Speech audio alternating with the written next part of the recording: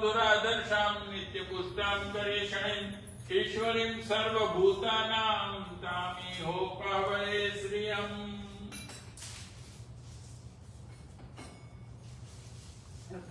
હવે અમને પણ બધાને આશીર્વાદ આપી દો। ओम स्वस्ति नः इंद्रो वृजस्रवाः स्वस्ति नः पूषा विश्ववेदाः स्वस्ति नस्तारक्षो अरिष्टनेमिः स्वस्ति नो बृहस्पतिर्दधातु।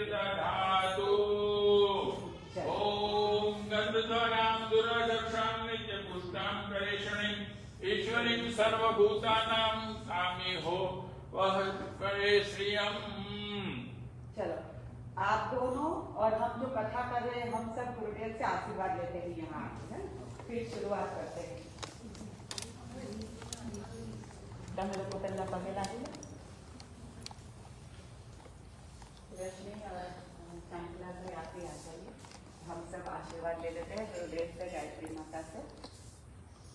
या जो हम पहली बार जो एक शुरुआत कर रहे हैं मयूर भाई के गाइडेंस में गुरुदेव माता जी का आशीर्वाद से भागवत कथा का श्रवण करने जा रहे हैं पहली बार जीवन में, है ना? तो प्रार्थना करते हैं गुरुदेव से कि हमको शक्ति प्रदान करें। भागवत कथा, रामायण कथा, प्रज्ञा पुराण कथा, ये सब धीरे धीरे हमारे ये कथावाचक करने लगे और एक पूरे विश्व में क्रांति कर दें। ये भाव से जैसे हमारे कथावाचक थे रश्मि बहन जी करके, आज उनका पूरा बहुत बड़ा आश्रम है गुजरात में, लेकिन उन्होंने शुरुआत कथा से ही की थी। तो हमारे सभी कथावाचक बहुत ही अच्छा ज्ञान प्रचार करें, ये भाव से सबको गुरुदेव माता जी के आशीर्वाद मिले। ओम स्वस्ति नः इंद्रो वृजस्रवाः स्वस्ति नः पूषा विश्ववेदाः स्वस्ति नस्तारक्षो अरिष्टनेमिः स्वस्ति नो बृहस्पतिर्दधातु। जय गुरुदेव। भर्गो देवस्य धीमहि धियो यो नः प्रचोदयात्।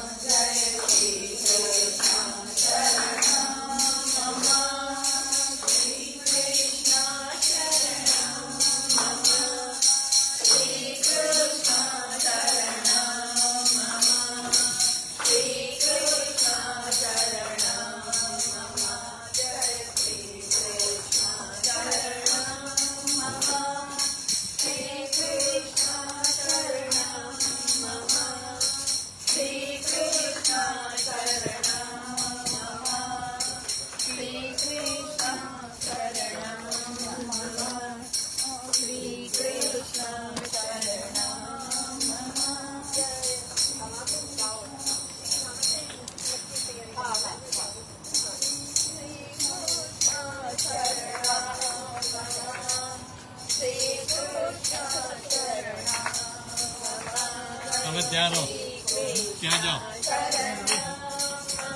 ખડે રહો એક મિનિટ।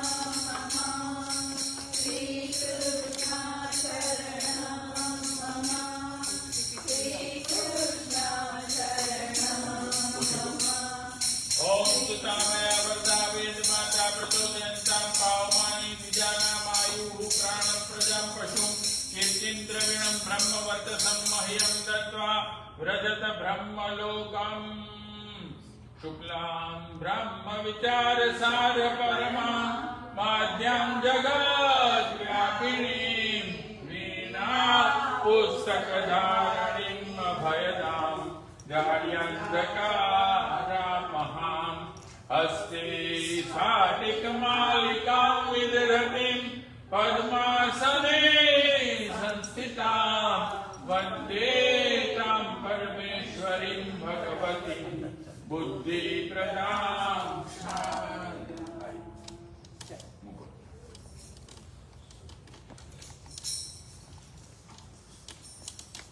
કોઈને પોથી લેવી છે માથે પછી મૂકી આપણે હા જેને લેવી હોય લઈ શકે છે પોથી લા હા લો ये तो एक चांस है ना। चलिए हम भी बनेंगे, हम भी ज्ञान प्रचार करेंगे। ज्ञान यज्ञ की ज्योति जलाने घर घर में जाएंगे नया समाज बनाएंगे नया जमाना लाएंगे चलिए पहले कृष्ण कन्हैया कृष्ण एक ही है ऐसा कि जिसके पास करोड़ों माँ है ना करोड़ों माँ और हर घर में कृष्ण कृष्ण है चलिए मुझे तो लोगों को देख के खुशी हो रही है सबसे ज्यादा। चलिए आ जाओ आ जाओ आ जाओ हाँ चलिए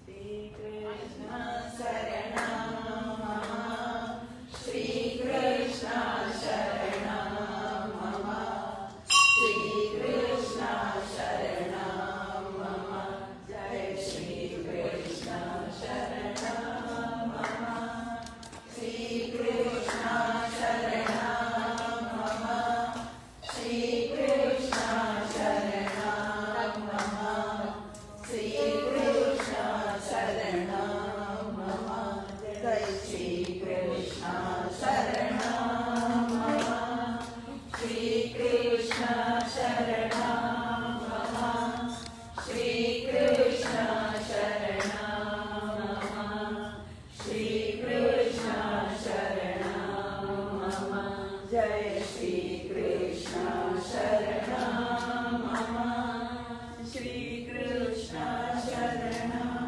मम श्री कृष्ण शरणं मम श्री कृष्ण शरणं मम जय श्री कृष्ण शरणं मम जय श्री कृष्ण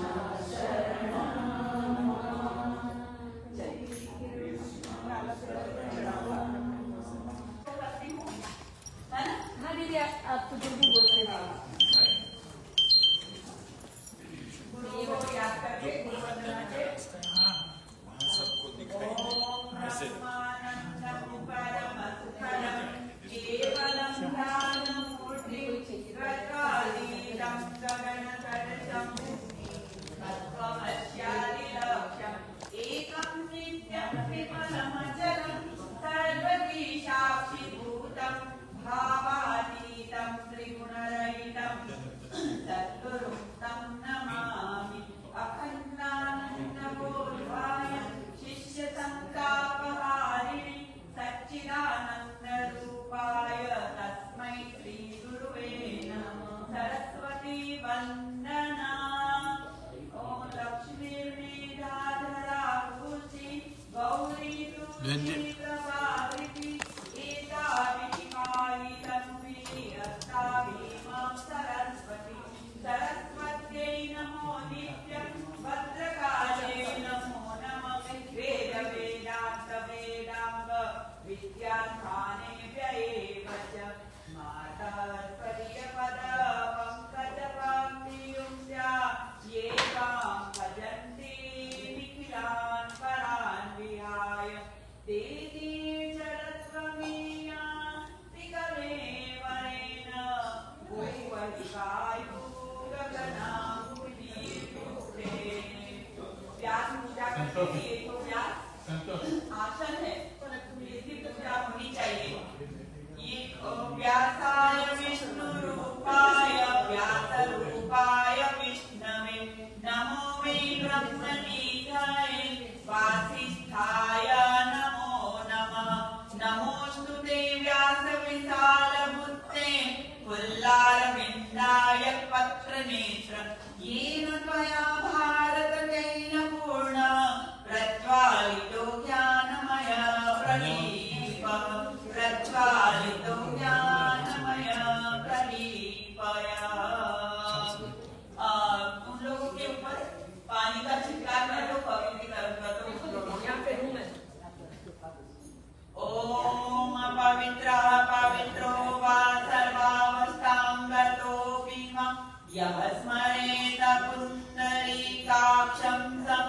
बाह्याभ्यन्तरः शुचिः। ओम पुनातु पुंडरीकाक्ष पुनातु पुंडरीकाक्ष पुनातु। दोनों को तिलक कर दो। चंदनस्य महत्पुण्यं पवित्रं पावनासनं आपदाहरते नित्यं लक्ष्मी तिष्ठति सर्वदा।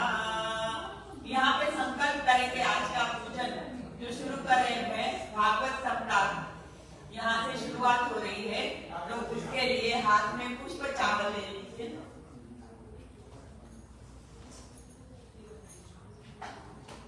हाँ, यहाँ अगर नीचे जो भी आके बैठते हैं वो बीच में खड़ा नहीं होगा क्योंकि रिकॉर्डिंग चले रहेगा ना, तो बीच में आ जाएगा। चलिए हाथ में पुष्प चावल ले लिया। हाँ। कोई बातें नहीं करे। ओम विष्णु विष्णु विष्णु श्रीमद्भगवतो महापुरुषस्य विष्णुराज्ञया पर्वतमानस्य अदश्री ब्रह्मणो तृतीये पराति श्री श्वेतवारा कल्पे वैवस्वतमन्वन्तरे भूलोके पौंचद्वीपे उत्तर अमेरिका खंडे टेक्सास क्षेत्रे ह्यूस्टन केतिक स्थले 2082 मासे अधिक ज्येष्ठ मासे कृष्ण पक्षे दशम तिथे बुधवारे गोत्र भरद्वाज गोत्र नामा। हम अपना नाम ले लीजिए। सत्प्रवृत्ति अभी जब मैं बोलूंगी वो आपको दोहराना है। सत्प्रवृत्ति संवर्धनाय दुष्प्रवृत्ति उन्मूलनाय लोक कल्याणाय आत्म कल्याणाय वातावरण परिष्काराय उज्ज्वल भविष्य कामना पूर्तये च प्रबल पुरुषार्थम करिष्ये अस्मै प्रयोजनाय च कलशादि आवाहित देवता पूजन पूर्वकम कर्म संपादनार्थम संकल्पम अहम करिष्ये। So for श्रीमद् भागवत कथायाम अहम करिष्ये करके कलश के ऊपर छोड़ दी।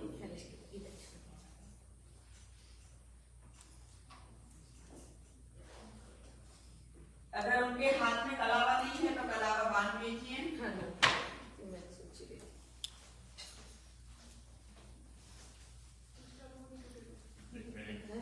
कैसे उधर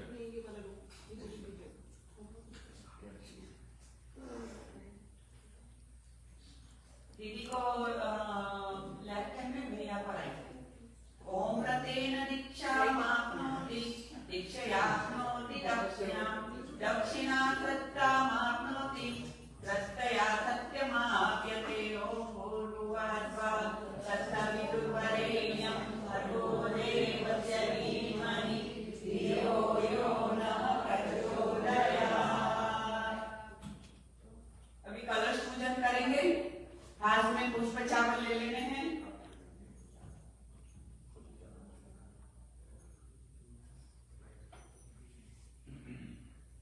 ओम तत्वयामि ब्रह्मणा वन्दमाना तदा से यजमानो हविमि अभेदमानो वर्णे हवत्युर्षभो समान आयु प्रमोषि। ओम मनो युजुषकामाच्यस्य बृहस्पति यज्ञमीमं तनोत्वरिष्ठं यत्कुर्वं समीमं दधातु विश्वदेवास इह आमादयन्तामो प्रतिष्ठ। ओम वरुणाय नमः आव्यामि स्थापयामि जलं घण्टाक्षं पुष्पाणि धूपं दीपं नैवेद्यं समर्पयामि। ओम कलशस्य देवताभ्यो नमः। अभी हम उसी में दोनों हाथ जोड़ के गुरुदेव से और देवी देवताओं का आह्वान करते हैं।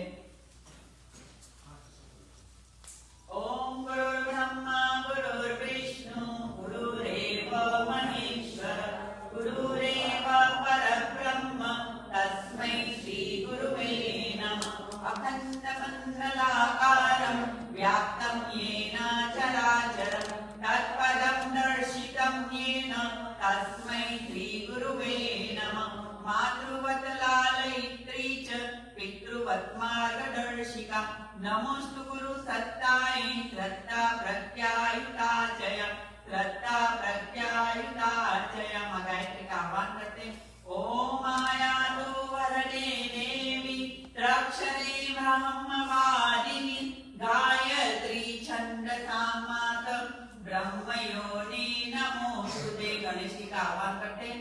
ओम विद्वितात सिद्धर्थं पूजितो यासुरासुर सर्वविघ्नहरस्तस्मै गणाधिपतये नमः।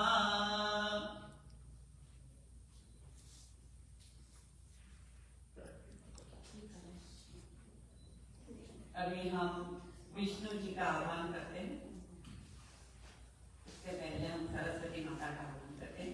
शुक्लां ब्रह्म विचार सार परमा आद्यां जगत व्यापिनीं वीणा पुस्तक धारिणीं भयनां ध्यानान्तकारापमां हस्ते स्वादिकमालिकां विदधतीं पद्मासने संस्थितां वन्दे तां परमेश्वरीं भगवतीं बुद्धि प्रदां शारदां। लक्ष्मी माता का आह्वान करते हैं। आद्यां यः करणीं यस्तिं सुवर्णां हेममालिनीं सूर्यां हिरण्मयीं लक्ष्मीं जातवेदो महावः। विष्णु भगवान का विष्णुपादाय संभूते गंगे त्रिपदगामिनी धर्मत्रवेदी विख्याते पापं नेह व्यजाहिनी।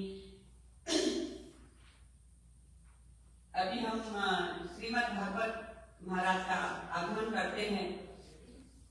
ओम श्रीमद् भागवत स्वरूपेण श्री कृष्णम् आवाहयामि। श्रीमद् भागवत महापुराणम् आवाहयामि स्थापयामि। समर्पण कर दीजिए। यहाँ पे भी पुष्प चावल पोथी के ऊपर भी रख देना।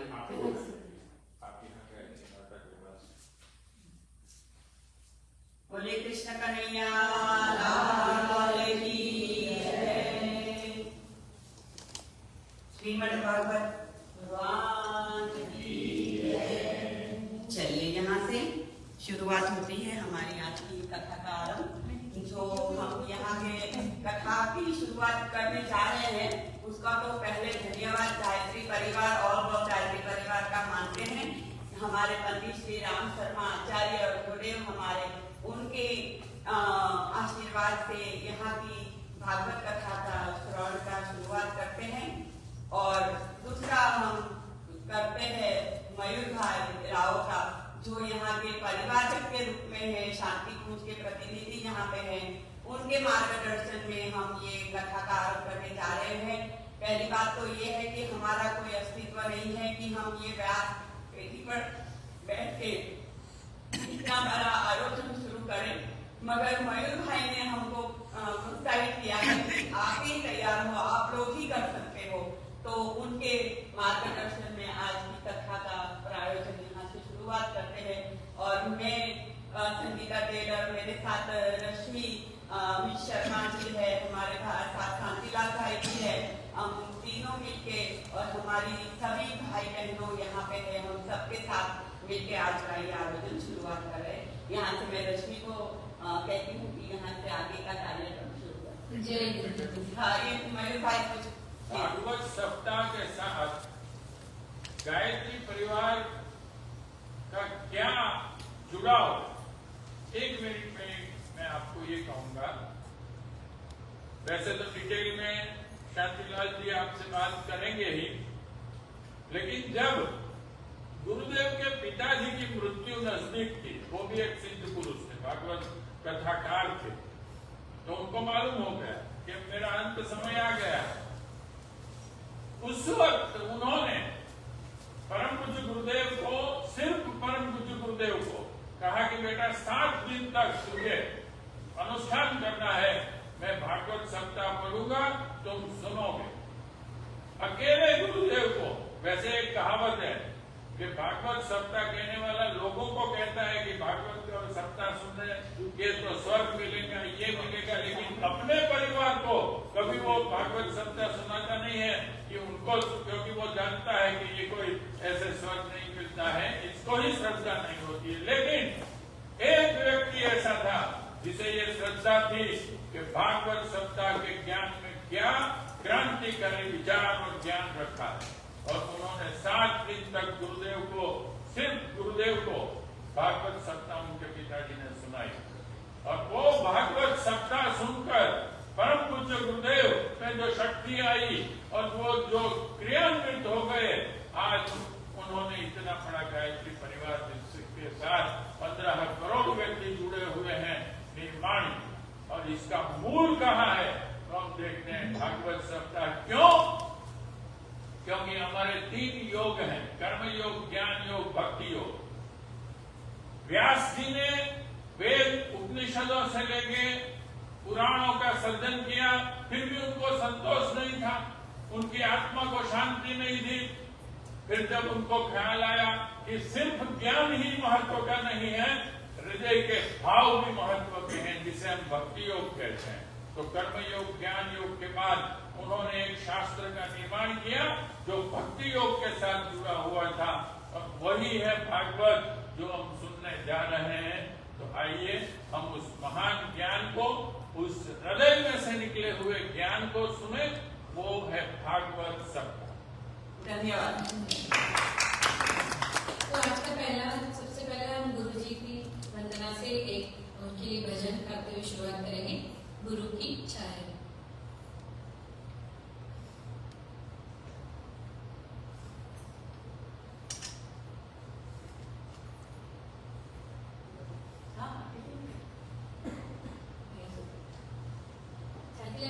सांझा कोई आगे बैठिए।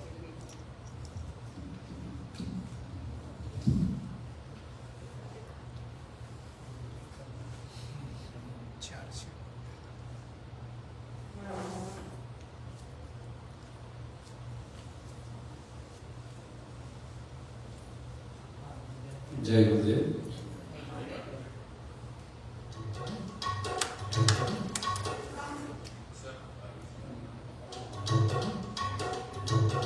गुरु की छाया में शरण जो पा गया, उसके जीवन में सुमंगल आ गया। गुरु की छाया में शरण जो पा गया, उसके जीवन में सुमंगल आ गया। गुरु कृपा तो सबसे बड़ा उपहार है। गुरु कृपा तो सबसे बड़ा उपहार है। गुरु है केवलहार तो बेड़ा पार है। गुरु है केवलहार तो बेड़ा पार है। गुरु है केवलहार तो बेड़ा पार है। प्रेम का पावन प्रेम का पावन उजाला छा गया, उसके जीवन में सुमंगल आ गया। उसके जीवन में सुमंगल आ गया। जय गुरु।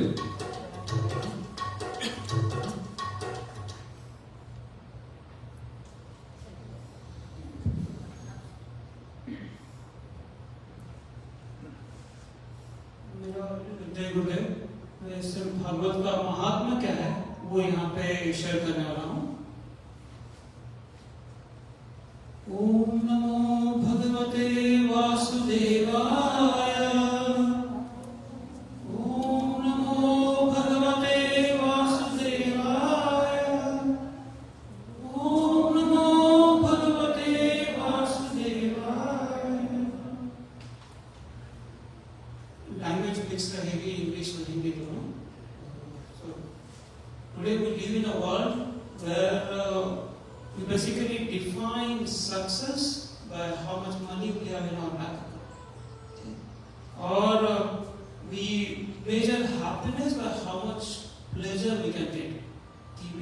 किसी भी चीज से टेम्पररी खुशी कितनी मिल सकती है, वो अपना हैप्पीनेस। जैसा आपको iPhone 10 मिल गया, iPhone 11 थोड़े दिन के लिए खुशी देगा,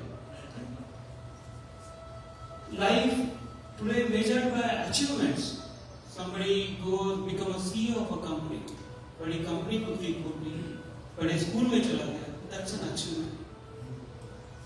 there is a stage in life where we all, हमको सबको सोचना पड़ता है कि यही सब है लाइफ में, यही मीनिंग रह गया है कि और कुछ है, ये पैसा ही सब कुछ है, अपनी फैमिली सब कुछ है, या बाकी और कुछ है भी, या यही लाइफ खत्म हो जाएगी। When you get those sort of questions, जब आपके मन में वो विचार आते हैं, तब आप भगवत की शरण में आते हैं। जब आपको लगता है कि मैं यहाँ हूँ क्यों, मेरे लाइफ का पर्पस क्या है, मेरा जन्म किस लिए हुआ है, that time you come and take a refuge in Bhagavat ग्रंथ।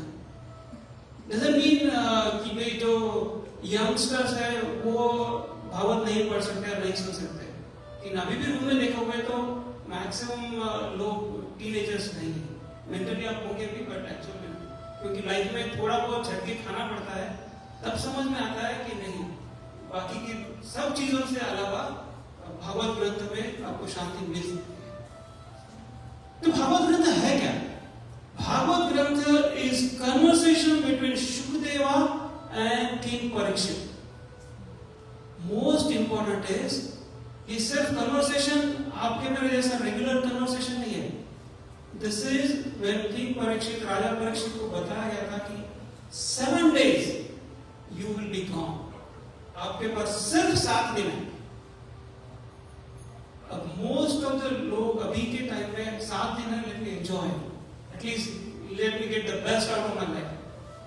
परीक्षित किंग परीक्षित ने भी वही किया, सिर्फ उनका एंजॉयमेंट का तरीका अलग था। उन्होंने बोला कि मेरे लाइफ में मीनिंग ढूंढना है तो मैं भागवत कथा सुनूंगा। तो that conversation last 7 days he wanted to absorb maximum knowledge. That's what Bhagavat katha is, that communication is. Okay? Most importantly, Bhagavat कथा will teach us how to live our life. At the same time, what we should do when we are on our deathbed. That is very important. That's the time when nothing else will make a difference except how our connection with our Bhagwan Ji, with our Krishna, with our Narayana. And that you can get only from Bhagavatam. No other Grantha can give you that. Because Bhagavad is basically the ripe fruit from all the Vedas. वेदों में आप जो भी पढ़ोगे, जो भी समझोगे, उन सब का एक परिपक्व फल यानी भागवत है। भागवत पढ़ने के लिए कोई एज की जरूरत नहीं है, भागवत पढ़ने के लिए कोई टाइम की जरूरत नहीं है। आपको जो भी सिचुएशन में लाइफ में है, कोई भी जहां पे भी है, जो भी लाइफ के स्टेज पे है, that is a perfect time. Daily basis पे जितना भी टाइम निकाल सकते हैं, 10 मिनट, 15 मिनट, आधा घंटा, अपने स्केड्यूल के हिसाब से, that's a perfect time for somebody to learn about Bhagavat. अगर आप में से बहुत लोगों ने पहले भी भागवतम सुना होगा, बहुत बार सुना होगा, मत परेशान होइए, कुछ भी दिमाग में नहीं रहता है। भागवतम बहुत डिटेल ग्रंथ है, वक्ता के दिमाग में नहीं रहता है, तो श्रोता के दिमाग में तो बहुत कम रहता है। और तो और श्रोता भागवत ग्रंथ सुनते सुनते बहुत बार सोता भी हो जाता है। भागवत ग्रंथ की खासियत है उसके डिटेल्स की वजह से कि वो आपको सोपोरिफिक इफेक्ट भी दे सकता है, आपको नींद भी आ सकती है, तो उसका ध्यान। जैसे मयूर भाई ने बताया था, पंडित रूप किशोर शर्मा जो गुरुदेव के पिताजी हैं, अपने सबके बच्चे हैं, as a dad what we would like to give to our kids, what are best we have, अपने पास धन संपत्ति पूरी देना चाहते हैं, नॉलेज पूरा देना चाहते हैं। That's what रूप किशोर जी शर्मा जी did लास्ट के दिनों में, लाइफ के 7 दिन उन्होंने भागवत की सिर्फ अपने बच्चे के लिए।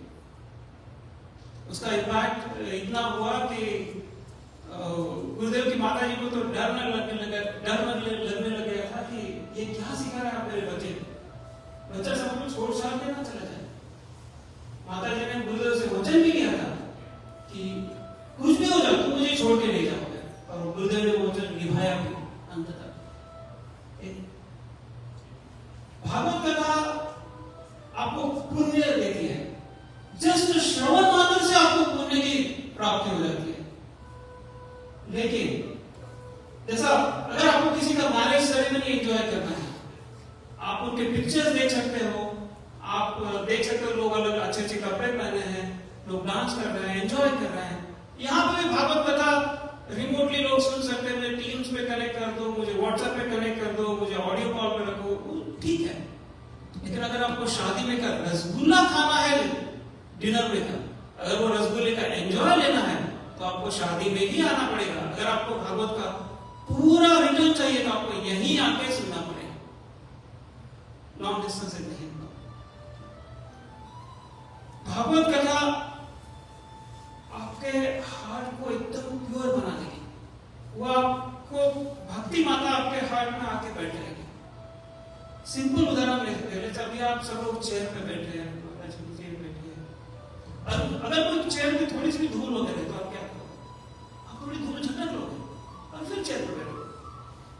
भागवत कथा आप सुनी, हम सब सुनी इसलिए रहे हैं कि हम कृष्ण भगवान को अपने मन में विराजमान करना चाहते हैं। आप जैसे भी है, जहां से भी है, जो भी बैकग्राउंड है, कृष्ण भगवान खुद आपका मन साफ कर देंगे। आप उसका टेंशन मत लीजिए, आपको कोई भी प्रिपरेशन की जरूरत नहीं। आप आके बैठिए, भगवान खुद आपका मन भी साफ करेंगे और खुद आपके मन में विराजमान भी हो। That will purify your soul if you contently listen to it, get absorbed in it. इस जगत को दुखालय अशाश्वतम बोला गया है। दुखालय, अपने सबकी लाइफ में बहुत सारे एक्साइटिंग मोमेंट्स भी आते हैं। बच्चे का पहला जन्म हुआ, exciting, everybody is very happy. पहली जॉब लग गई, साल में $50,000-$100 का इंक्रीमेंट मिल गया, नया घर मिल गया। But if you really see the span of life, those exciting moments as compared to the moments which makes us sad are very less. That's why it's a dukhalaya. Ashashvatam. खुद को देख लीजिए. At some stage you were a teenager. You had different ambitions, different drives. Life changed, then you became maybe 20, 30, 40s. Sometimes today people even beyond 50s. There's nothing stays permanent in this world. Nothing is permanent. Even you and me will be leaving this world. There is nothing will be left for us. That is ashashvata. Okay. The reason I brought that is Bhagavad is something which gives you the protection in this ashashvata world. What I mean by the protection, Bhagavad Katha teaches you there is life beyond what you are just seeing yourself, your body, your soul, and after that a permanent love for Bhagavan Krishna. That's basically the realization of God that you can get only from Bhagavad, nothing else. When Krishna Bhagavan was leaving Kurukshetra, everybody got whatever boon they wanted. सबने कुछ ना कुछ मांगा, सभी पांडवों ने. Kunti Mata also came running behind him because she also didn't want Krishna to leave. Kunti Mata came and praised Lord Krishna, and then उन्होंने उनकी स्तुति की और उनको जब कृष्ण भगवान ने बोला कि वर मांगो क्या चाहिए, उन्होंने बोला कि मुझे हमेशा दुख दो, इसलिए क्योंकि दुख में मैं हमेशा आपको समर्पित रहूंगी, आपको याद करते रहूंगी। जब भी मैं ये बोलता हूँ मैं भगवान को पूरी सादर नम्र विनती के साथ कहता हूँ। वो कुंती माता की विनती थी, उनके लिए सही थी। जिसको और किसी को चाहिए उनको तो मेरी विनती नहीं, जिसको भी दुख चाहिए वो मांग ले, बट मेरी नहीं। Thing is, it's really not easy to purify our mind. आप डेली बेसिस अभी यहाँ बैठे हो, अभी मैं आपसे बात भी कर रहा हूँ, mind keep wandering. It's really not easy to get control of it, get hold of it, and then get it focused on one side. There is a nice little story, and then I will wrap it up. Basically, there was a family थी, businessman थे, almost 75-80 years business किया उन्होंने। पुराण में की story है, बाहर canal look नहीं है।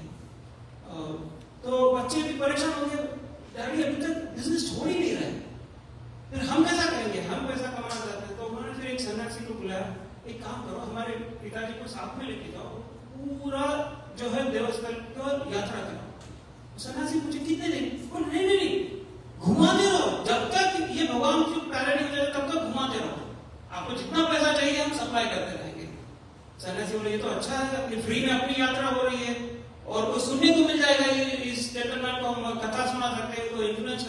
बात है।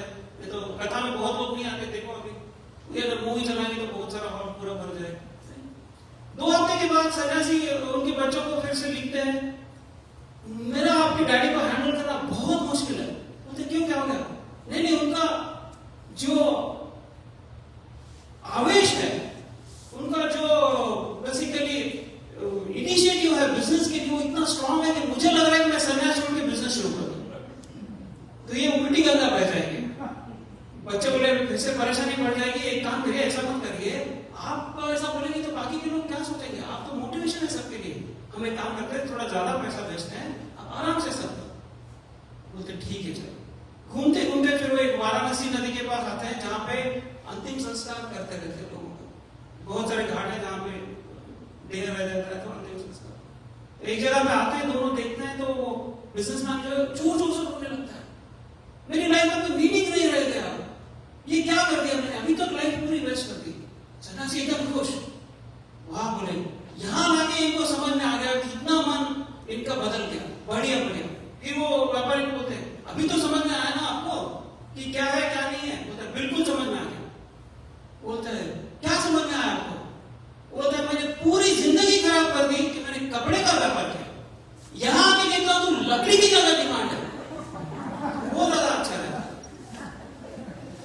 रीजन मन को संभालना, मन को डायरेक्ट करना इजी नहीं है। मन इधर उधर जाता रहेगा, फिर से धीरे से उसको लाइए, जो भी रश्मि दीदी बताने वाले हैं, सूर्य ध्यान से। All I can say in the rapid things is, might be a little strong. Let's say if somebody says you have 7 days left of your life, आपके पास सिर्फ 7 दिन बचे हैं, जैसा परीक्षित राजा को बोला गया था, how would you listen? आप कैसे भगवत कथा सुनोगे? बाकी को का पता नहीं, मैं मेरा बता सकता हूँ। मैंने मेरा फोन ऑफ कर लिया है, घर पे बता दिया है मैं 2 घंटे अभी बिल्कुल रिप्लाई नहीं करूंगा। देन मुझे अगर कहीं उठ के जाना है बाथरूम वगैरह, आई मेक श्योर कि दूसरे किसी को मेरी वजह से डिस्टर्ब ना। मैं भगवत कथा सिर्फ मेरे लिए सुन रहा हूँ, मेरे बाजू वाले के लिए नहीं, मेरी फैमिली के लिए नहीं, किसी और को सुनाने के लिए नहीं, सिर्फ मेरे लिए सुन रहा हूँ। आपके जो भी बाकी के अभी का बिजनेस है, कृष्ण भगवान खुद आके टेक केयर कर लेंगे, don't worry about it. With that total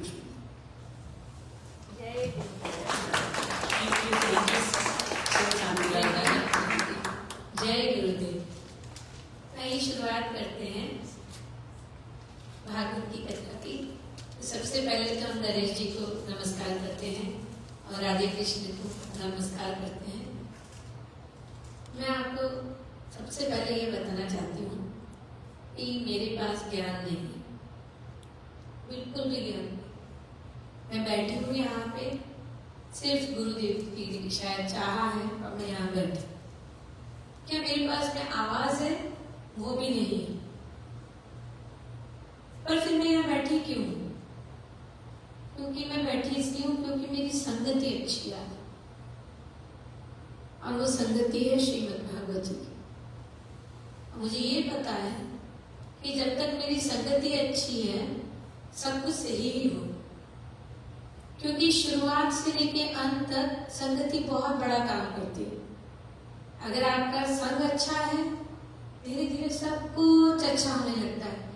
आप कभी देखना कि हम लोग जिसके साथ रहते हैं, चाहे वो आपकी सहेली हो, चाहे माँ बाप हो, चाहे पति पत्नी हो, चाहे बच्चे हो, साथ रहते रहते एक दूसरे की संगत का इतना असर आता है कि एक का व्यवहार दूसरे में चला रहता है, दूसरे का व्यवहार पहले में चला जाता है।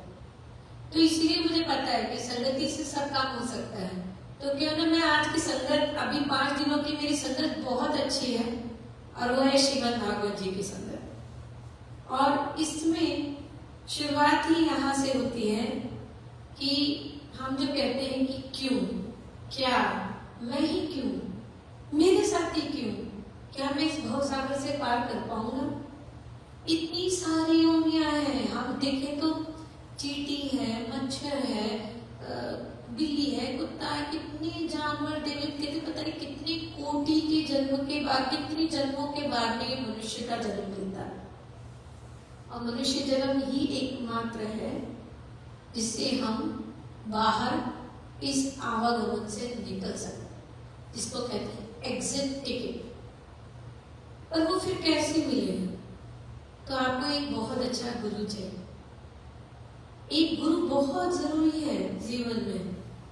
जैसे परीक्षित जी को सूत कुमार मिले, गुरु जिन्होंने 7 दिन में उनको कहां से कहां पहुंचा दिया, एग्जिट डोर, एकदम आराम से बिना खाए पिए उन्होंने वो 7 दिन कथा सुनी और मोक्ष को प्राप्त हो गए।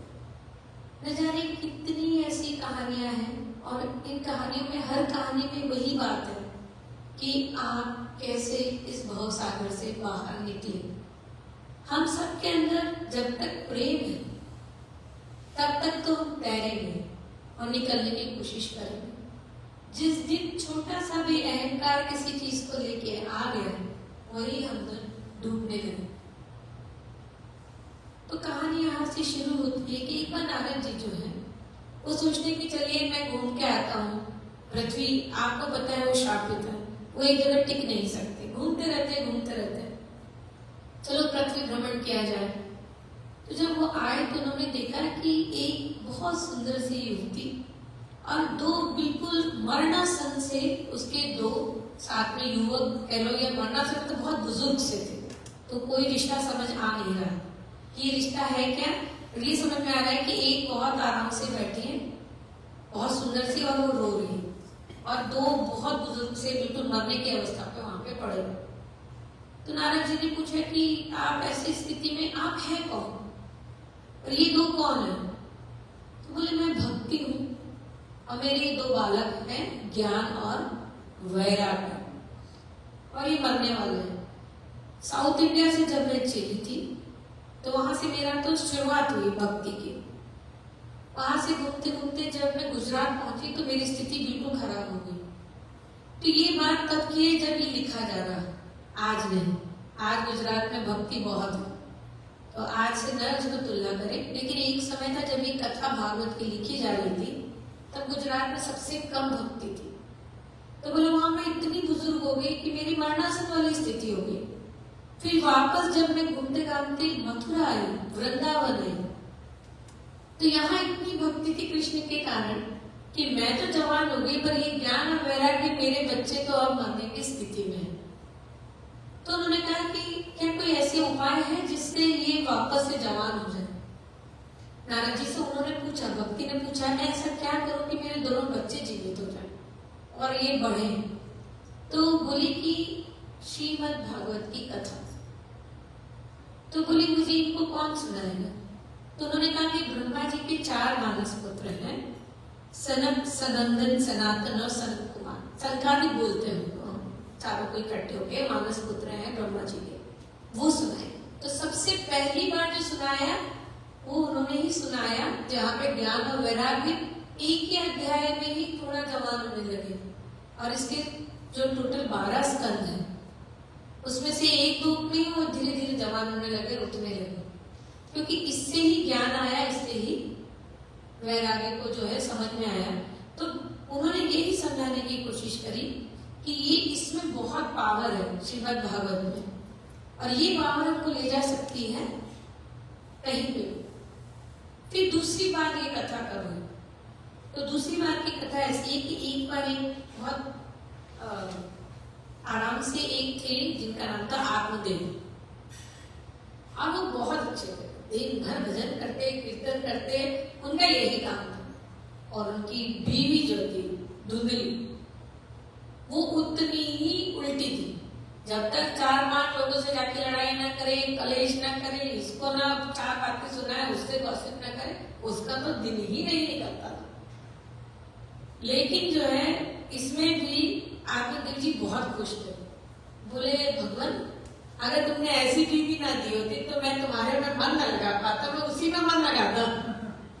बहुत अच्छा वो लड़ाकू बीवी दिया आपने, बड़ी लड़ाकू बीवी है। वो जब जब तब मुझसे लड़ती रहती तो मेरा मन आप में लगा रहता, तो वो उसको छोड़ के और अपना भगवान में, लीला में, भक्ति में वो व्यस्त रहते थे।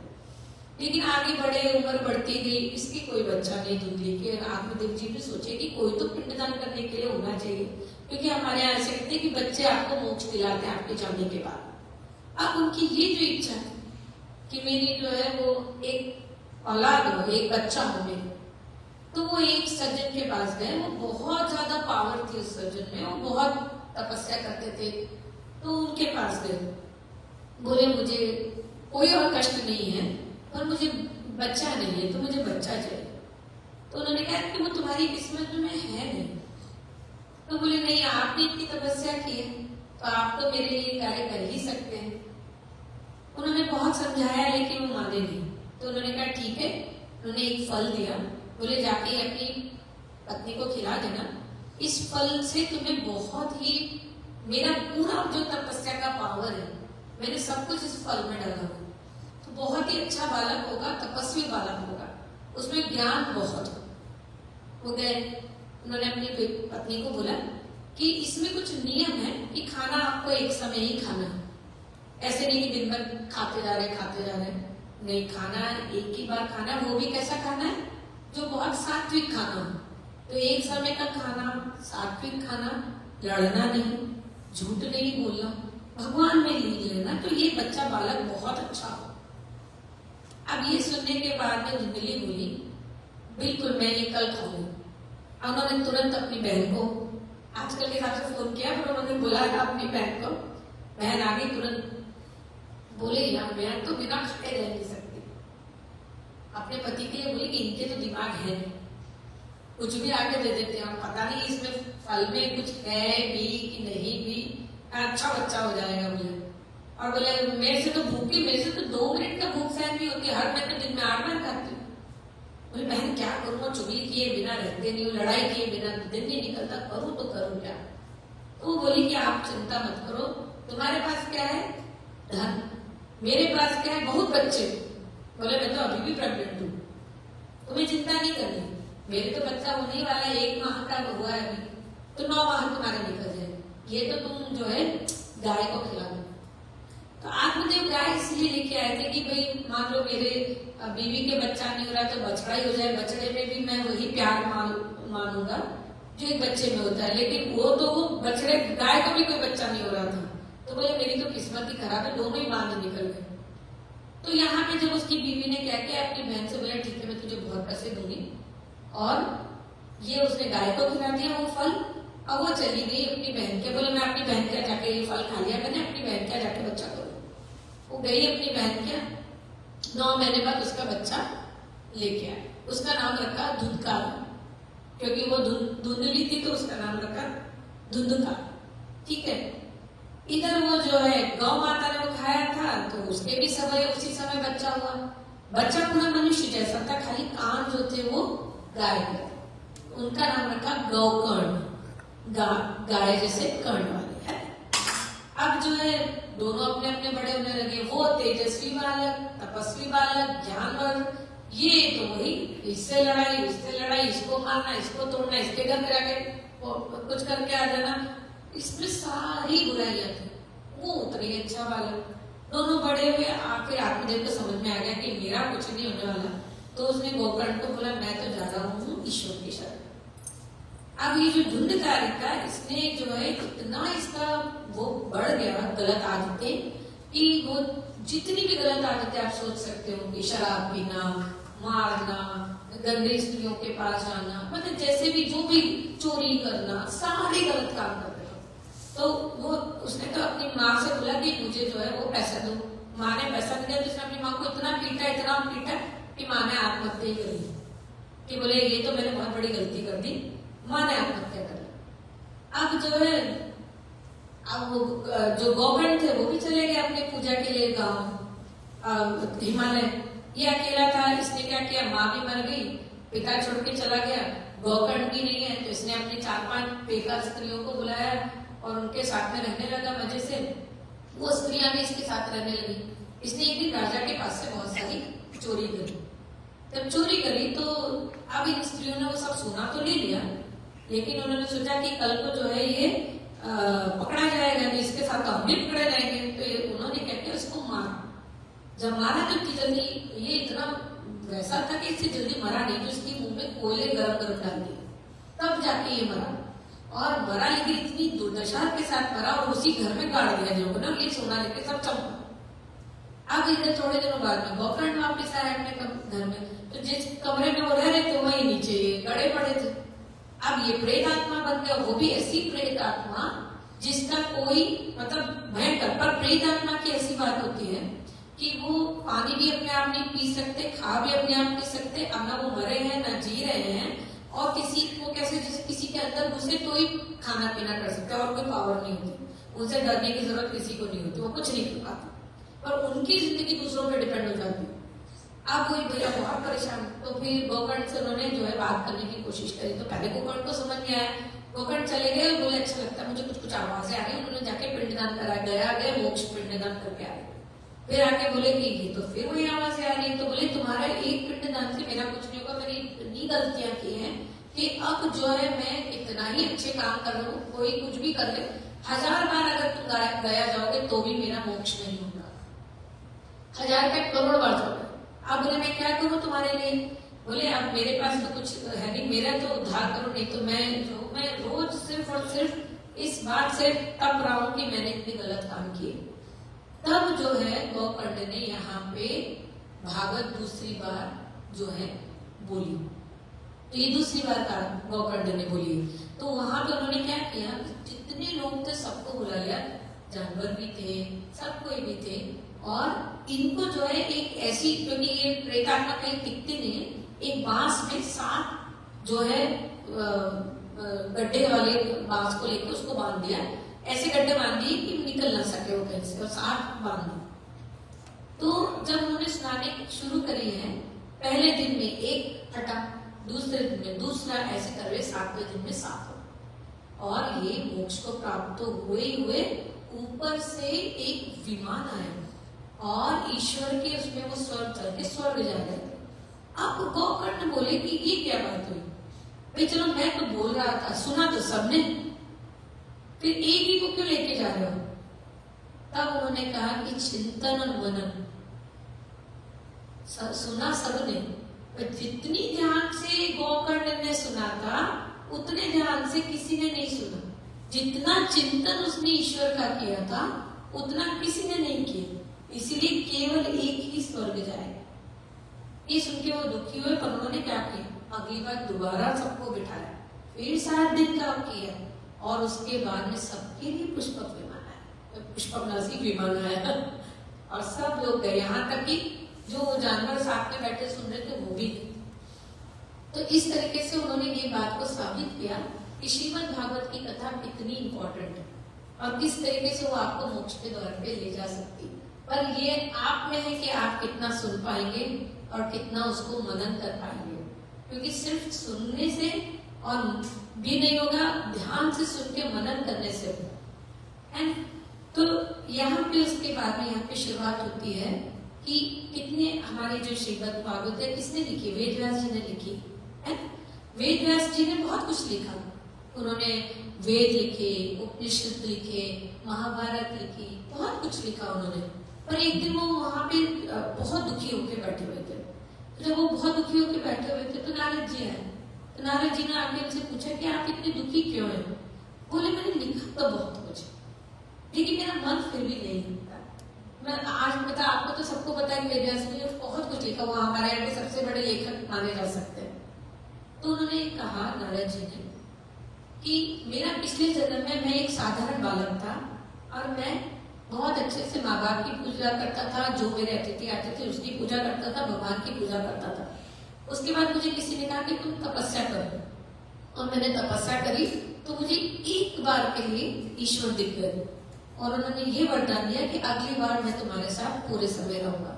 तो जो मैंने इतनी तपस्या करी तो अगले जन्म में मैं जो है नारद रूप में आया, ब्रह्मा जी के मानस पुत्र बोले जाते हैं, फिर अवतरण उनका ब्रह्मा जी के मतलब पुत्र के रूप में, मानस पुत्र के रूप में अगला जन्म हुआ।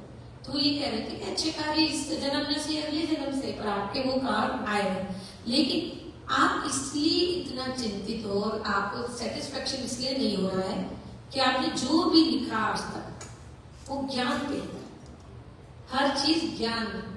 ऐसे आपको रहना चाहिए, सुबह आपको ऐसा करना चाहिए, सुबह की बेला पे ऐसा कार्य होता है, दोपहर की बेला पे ऐसा कार्य होता है, रात में ऐसा होता है, इतना करिए। और वे आप अगर आप वेद उपनिषद पढ़े तो हमारी जीवन शैली को दर्शाते हैं कि अगर आपका जीवन शैली कैसा होना चाहिए है? पर आपने कहीं भक्ति की बात नहीं की, प्रेम की बात नहीं।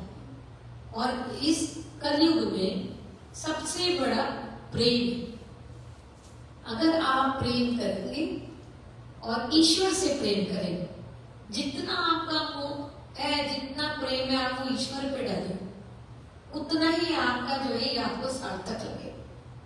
फिर उन्होंने जो है ये भागवत की रचना।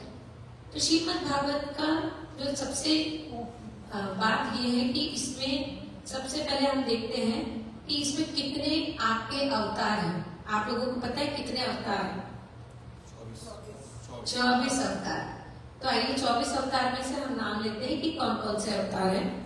सबसे पहले वराह अवतार, नारद मुनि का अवतार, नर नारायण का अवतार, कपिल मुनि का अवतार, दत्तात्रेय का अवतार, यज्ञ जो हम यज्ञ करते हैं उनका अवतार, ऋषभ देव का अवतार, पृथ्वी महाराज का अवतार, मत्स्य, कुर्म कछुआ, धन्वंतरी जिन्होंने हमें सारा अच्छी दवाएं दी हैं, मोहिनी जिनको देख के तो हर कोई मोहित हो गया था, मोहिनी अवतार, नरसिंह अवतार, वामन अवतार, परशुराम अवतार, वेद व्यास अवतार, राम अवतार, बलराम अवतार, कृष्ण अवतार, हंस ज्ञान अवतार,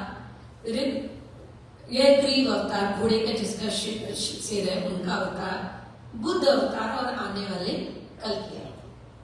तो ये 24 अवतार हैं।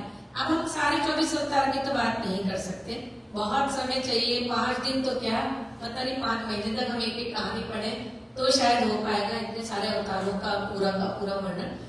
पर हम सबसे ज्यादा जो वर्णन इस पूरे भगवत गीता में करेंगे, श्रीमद् भागवत में करेंगे, वो है कृष्ण जी का, उनकी लीला। क्योंकि जो इतने सारे 24 अवतार लिए उसमें 10 मेन हैं और उनमें से 2 है जो पूरे संपूर्ण अवतार है विष्णु जी के, राम जी और कृष्ण जी। पर राम जी तो आपको पता है मर्यादा पुरुषोत्तम थे, उन्होंने कहीं पे भी माया नहीं दिखाई, क्योंकि रावण को मारने का एक ही था कि कहीं पे भी आप माया नहीं दिखा सकते। तो उन्होंने फिर क्या चीज करी, कृष्ण अवतार लिया, जिसमें उन्होंने पैदा होते ही देवकी को अष्टभुजाएं दिखाई थी अपनी। वसुदेव डर गए, बोले अगर आपके प्रभु आपको उन्होंने देख लिया कक्ष नहीं है सब लोगों ने, तो अभी से पता चल जाएगा आप आ गए हो, अभी तो आपको बहुत कुछ करना है। तो वो शिशु रूप में आए थे, तो उन्होंने तो माया शुरू से करी, तो इसीलिए वो पूर्ण अवतार माने गए। कृष्ण जी जो है वो पूर्ण अवतार माने गए हैं। तो लेकिन यहाँ पे शुरुआत करने से पहले आपको पता है कि जैसे अभी हमारे शांतिलाल भैया ने बताया कि परीक्षित की पूरी कहानी सूत कुमार की है और परीक्षित की कहानी है ना, सूत कुमार जी ने सुनाई। तो सूत कुमार कौन थे? वो वेद व्यास के पुत्र थे, लेकिन उनकी कहानी जरूरी है बताना, क्योंकि अगर उनकी कहानी नहीं बताई तो शुरुआत तो हो नहीं पाएगी। तो सबसे पहले जो हमारे है सूत कुमार मतलब सूत मतलब तोता, यहाँ पे तोता जी है टंगे हुए हैं तोता जी, तो और उनको नमन करते हैं सूत कुमार जी को। तो वेद व्यास के पुत्र, पर उनकी कहानी कैसी है?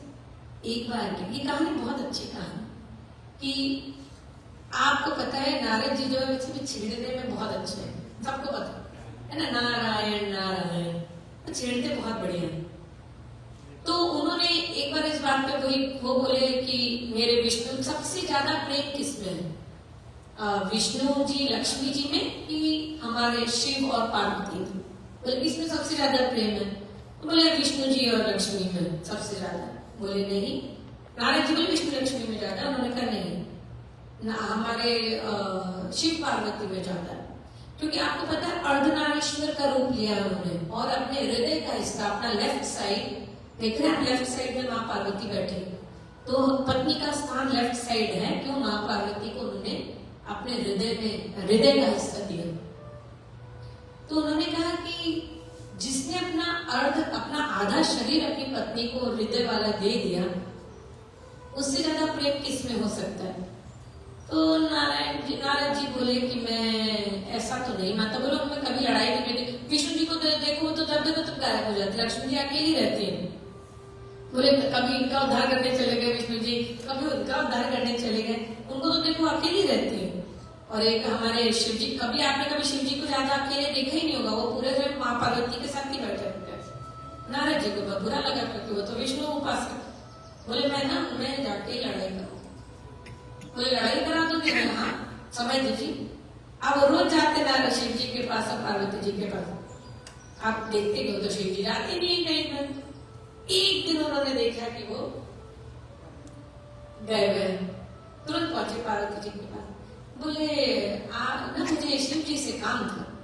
तो बोले कि क्या काम था मुझे बता दीजिए। बोले नहीं वो हमारा दोनों का काम है, वो आपको बताने लायक नहीं है। तो बोले कि ऐसा हो ही नहीं सकता, वो तो मुझे सब बताते हैं। बोले ऐसा आपको लगता है? ऐसा आपको लगता है कि आपको सब बताते हैं, ऐसा आपको सब बताते नहीं है। वो पार्वती जी बोली ऐसा हो नहीं सकता, वो तो मुझे सब बताते हैं।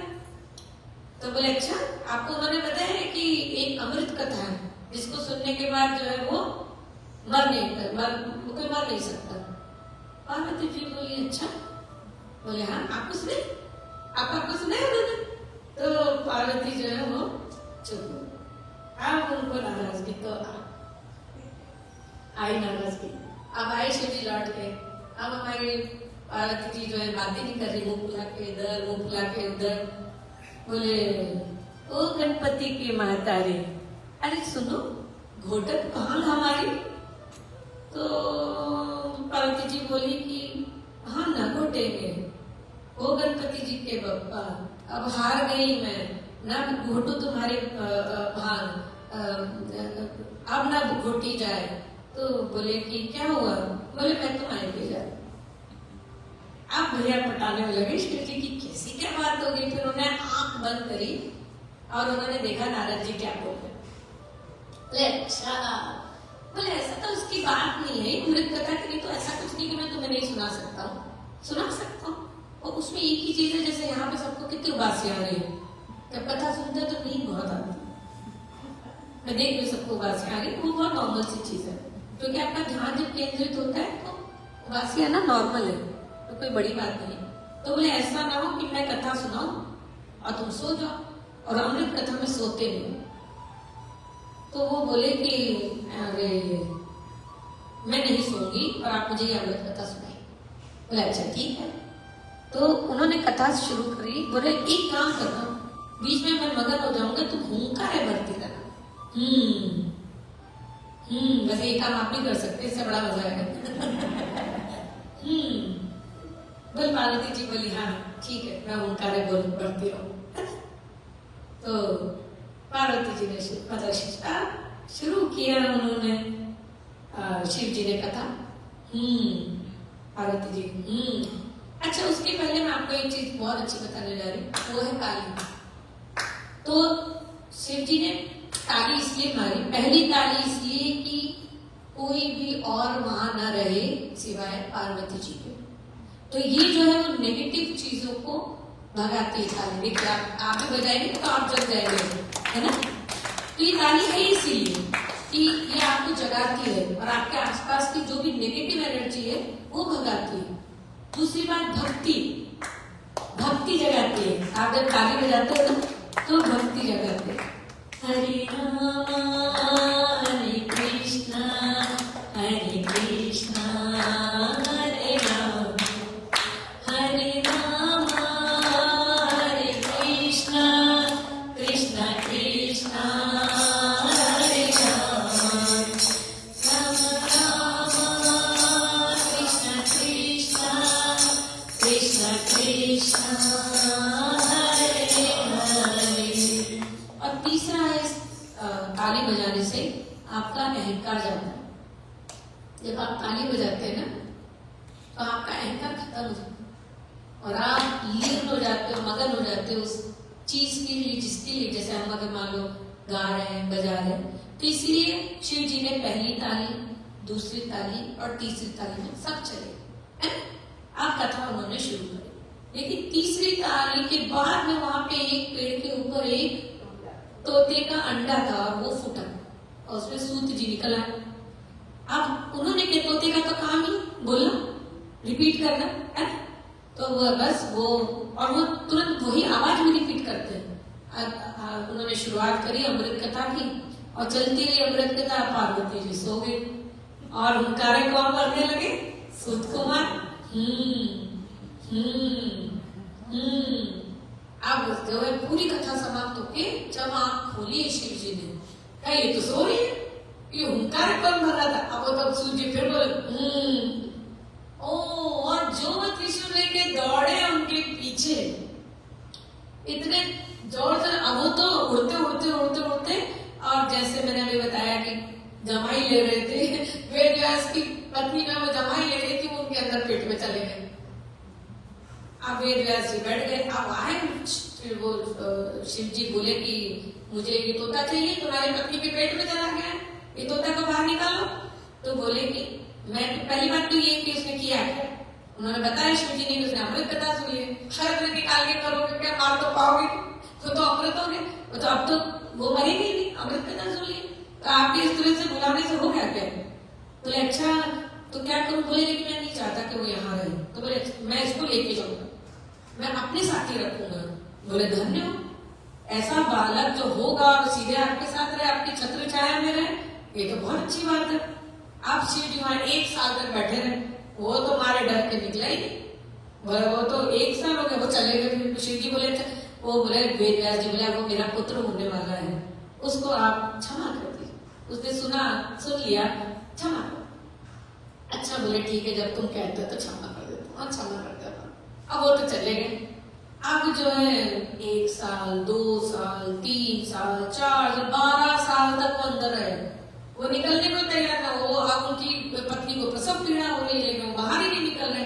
अब जो है बोले विष्णु जी को बुलाया जाए। विष्णु जी आए, बोले भैया तुम बाहर आ जाओ।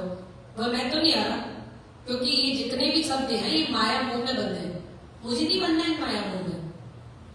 तो बोले कि पर जो भी संसार में आता है वो माया मोह में तो बनता ही है, तो ऐसा तो नहीं कि तुम अकेले ही हो ना, मुझे नहीं बनना है माया मोह में, मैं तो सीधे ही तपस्या करूंगा। तब बाहर निकलते से ही मैं तो मुझे परमात्मा में ले लूंगा। एक काम में मैं आऊंगा, आप माया मोह को बंद करो। तो उन्होंने कहा मैं 7 बार पलक झपकाऊंगा, उतनी ही देर के लिए मैं अपनी माया को दूर कर सकता हूँ। विष्णु जी ने बोला, और उतने में अगर तुम बाहर आ गए तो तुम बिना माया मोह की जिंदगी भर रहो। उन्होंने 7 पलक झपकाई और बालक बाहर निकला और वो सीधे तपस्या में बिना किसी माया मोह के। अब उनके ऊपर किसी दुनिया की कोई माया मोह उनपे असर अपनी डाल ही नहीं सकती। ऐसे हमारे सूत कुमार की बोले सूत कुमार की जय। तो ऐसे तो गुरु है ना, जिन्होंने इतनी बढ़िया काम किया कि परीक्षित जी को आगे की मतलब आपको आगे की कथा बताती हूँ कि जिसमें तो कथाएं तो बहुत हैं, चाहे तो कितनी ही पढ़ रहे, पर एक से एक बेहतर कथाएं हैं। तो सूत कुमार जी की कथा मैंने आपको बताई। अब यहाँ पे परीक्षित की कथा नहीं बताऊंगी तो कैसे काम चलेगा, कि परीक्षित जी का ऐसे स्थिति में आए कैसे। तो सबको पता है दुर्योधन अंतिम समय में थे, बहुत दुखी, बोले मैं 100 था, वो 5, वो बच गए और हम सब मर गए और मैं भी मरने वाला हूँ। अश्वत्थामा बोले कि मैं क्या करूं जो आप इस स्थिति से बाहर निकलोगे दुख से। तो बोले तुम 5 का सर ले आओ पांडवों का। बोले ठीक है। छुपके से गए पांडवों के शिविर में, गला काट के थाली में लेके आ गए। जैसे ही पर्दा पर उसका निकाला, वो 5 पुत्र थे द्रौपदी के। और दुर्योधन और दुखी कि तुमने ये क्या किया अश्वत्थामा, ये तो मुझे पिंडदान करके हमारे लिए कुछ मोक्ष प्राप्ति का बनते, तुमने तो खत्म ही कर दिया। और दुखियों को तुरंत मृत्यु को प्राप्त हो गया। अब जो है इधर उनको पकड़ा कृष्ण ने, है ना, जब देखा बिलखती द्रौपदी को कृष्ण ने पकड़ा और बोले कि द्रौपदी बताओ मैं क्या करूं। तो बोले कि नहीं, जैसे मैं एक माँ होकर एक दुख देख रही हूँ, मैं नहीं चाहती कि इनकी माँ भी वही दुख दे दे। खाली आप अपमानित करके तो सिर मुंडवा के और मणि निकलवा के उनको बोला चलो। अब जो है वो तो गुस्से में उन्होंने सोचा कि एक तो बाकी उतरा के पेट में, उन्होंने ब्रह्मास्त्र चलाया कि ये मैं एक भी वंशज नहीं छोड़ूंगा आगे की। ब्रह्मास्त्र चलाया और उत्तरा भागी कृष्ण के पास कि जब मेरी सास की रक्षा की है तो मेरी तो करेंगे, है ना। उत्तरा भागी, बोले बताइए कृष्ण जी बताइए।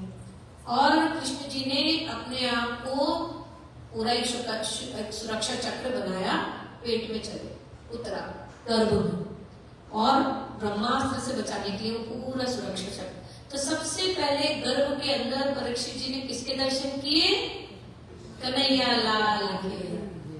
सबसे पहले चलो भाई भी बन गए उनके, क्योंकि दोनों एक समय में गर्भ में थे। उसके बाद वो चले, और इसके बाद में आप सभी को पता है कि विदुर जी अपना छोड़ के चले गए और सब लोग अपना अपना चले गए। दुखी होकर वो स्वर्ग लोग को सशरीर खाली युधिष्ठिर पहुंचे, बाकी सब तो मर गए थे, और सब लोग अपने अपने उसमें चले गए। और किसको? परीक्षित जी को अपना राजा बना, है ना। अब वहां पे एक दिन परीक्षित जी घूमने जा रहे थे तो एक गाय देखी, बैल देखा, बहुत बहुत दुर्बल है, एक पैर के साथ।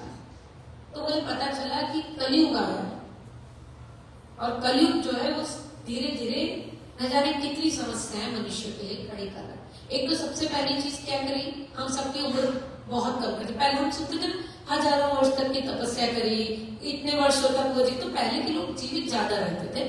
कलयुग में आने के बाद में जीवन जो है वो सबका बहुत कम हो, और उस पर बीमारी 20 पहले बीमारी हम लोग सुनते थे 50-60 में आ रही है, 70-80 में आ रही है। अभी आप देखोगे तो 20 में आ रही है, 30 में आ रही है। वो हार्ट अटैक जितना अभी हम 30 में सुन रहे हैं उतना तो हमने पहले कभी नहीं सुना, है ना। तो ये कलयुग है, ये घोर कलयुग की और हमारा पदार्पण है। हम लोग धीरे धीरे ऐसे घोर कलयुग में जा रहे हैं जहाँ सब कुछ मशीन ही हो गए।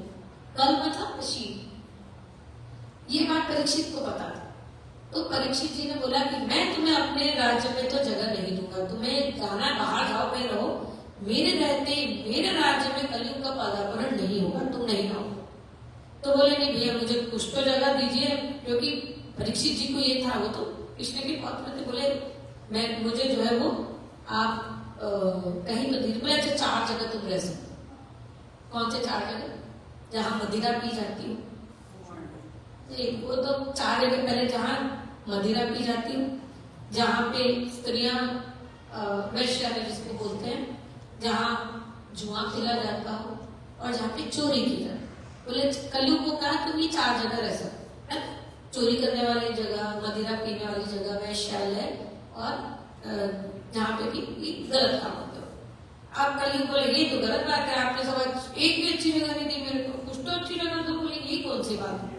बोले अच्छा ठीक है, तुम्हें मैं एक बहुत अच्छी जगह देता हूँ, स्वर्ग। जिसको सोने का लोभ होगा तुम वहां पे आओ, जो सोना जमा करेगा तब तुम उसके घर आओ।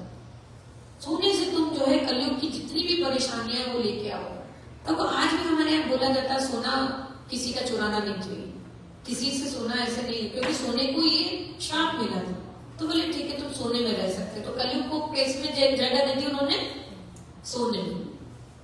अब जो है परीक्षित जी जब जो है बैठे वहां पे, अब उनके पास में एक बहुत सुंदर मुकुट था जरासंध। जरासंध की स्टोरी आगे आएगी। उन्हें आपने पता है वो कितनी बार मारा है उन्होंने, मतलब लड़ाइयां हुई जरासंध से, हमको हराना आसान होता है। जरासंध का एक मुकुट था, और वो इतना रक्त जड़ित मुकुट था, पर जरासंध का मुकुट था तो वो आसान और अच्छा मुकुट तो नहीं था। उसमें जो चुराए गए होंगे, किसी को मारा गया होगा, किसी को प्रताड़ित किया गया, ऐसे उसमें रक्त लगे हुए थे, है ना। तो ऐसा सोने का मुकुट, लेकिन बहुत सुंदर मुकुट। अब वो मुकुट जो है वो परीक्षित जी को पहना दिया गया। बस कलयुग जो है उस स्वर्ण के मुकुट से किसमें समा गए? परीक्षित जी के दिमाग। आप परीक्षित जी जो कभी नहीं सोचते थे, उन्होंने सोचा चलो मैं अब शिकार करके आता हूँ। आप गए शिकार करने, और शिकार करने गए, और वहां पे जो है उन्होंने अपना काम करा इधर, लेकिन बहुत प्यास कर दी उन्होंने। तो एक जगह गए ऋषि के पास में, देखा एक ऋषि वहां पे तपस्या कर रहे। कई बार उन्होंने कहा पानी पिला दीजिए, पानी पिला दीजिए। अब ऋषि तपस्या, उन्होंने नहीं सुना। तो उन्होंने वहीं पे एक मरा हुआ सांप था, उन्होंने वो लिया और उन्होंने उस ऋषि के गले में डाल दिया, मारे गुस्से पे। कि वो नहीं कर रहे हैं, कौन करा रहा है? कलयुग, स्वर्ण के अनुसार। तो बोले वो जैसे, तो बोले ठीक है, बस दिमाग उनका घूम गया, उसका चले गए अपने घर। इधर सब मित्रों ने जल्दी बताया अपने पुत्र को, और उन्होंने क्या श्राप दे दिया कि 7 दिन में तक्षक जो है वो डसेगा और तुम्हारा जीवन खत्म हो। ये वाला श्रापित वो वहां पे उन्होंने कर दिया। अब जब वो घर पहुंचे, उन्होंने मुकुट उतारा, मुकुट उतारते से उनको याद आ गया कि आज वो क्या करके आए। अब वो इतने दुखी, इधर जब उस ऋषि जी को पता चला कि ऐसा ऐसा दिया है, बोले ये ऋषि तो बोले कि तुमने क्या किया, वो एक बहुत अच्छे राजा है, तुमने अपने क्रोध में आके इतने अच्छे राजा को तुमने ये दे दिया श्राप। तेरा कुछ किया नहीं जा सकता, न श्राप वापिस लिया जा सकता था और न ही कुछ किया जा सकता था। अब जैसे ही परीक्षित को पता चला कि वो श्रापित है, उन्होंने अपना राजपाट छोड़ा, जन्माजय को दिया और वो निकल गए कि अब ये 7 दिन मेरे पास है अंतिम, मैं इसमें देखना चाहता हूँ कि मुझे मोक्ष की प्राप्ति कैसे हो।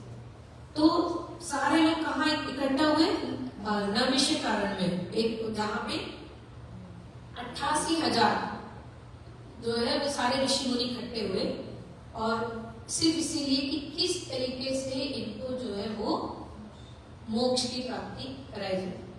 अब ऐसे गुरु को ढूंढा जा रहा था जिस गुरु में ये क्षमता हो कि 7 दिन में किसी को मोक्ष दिला सके।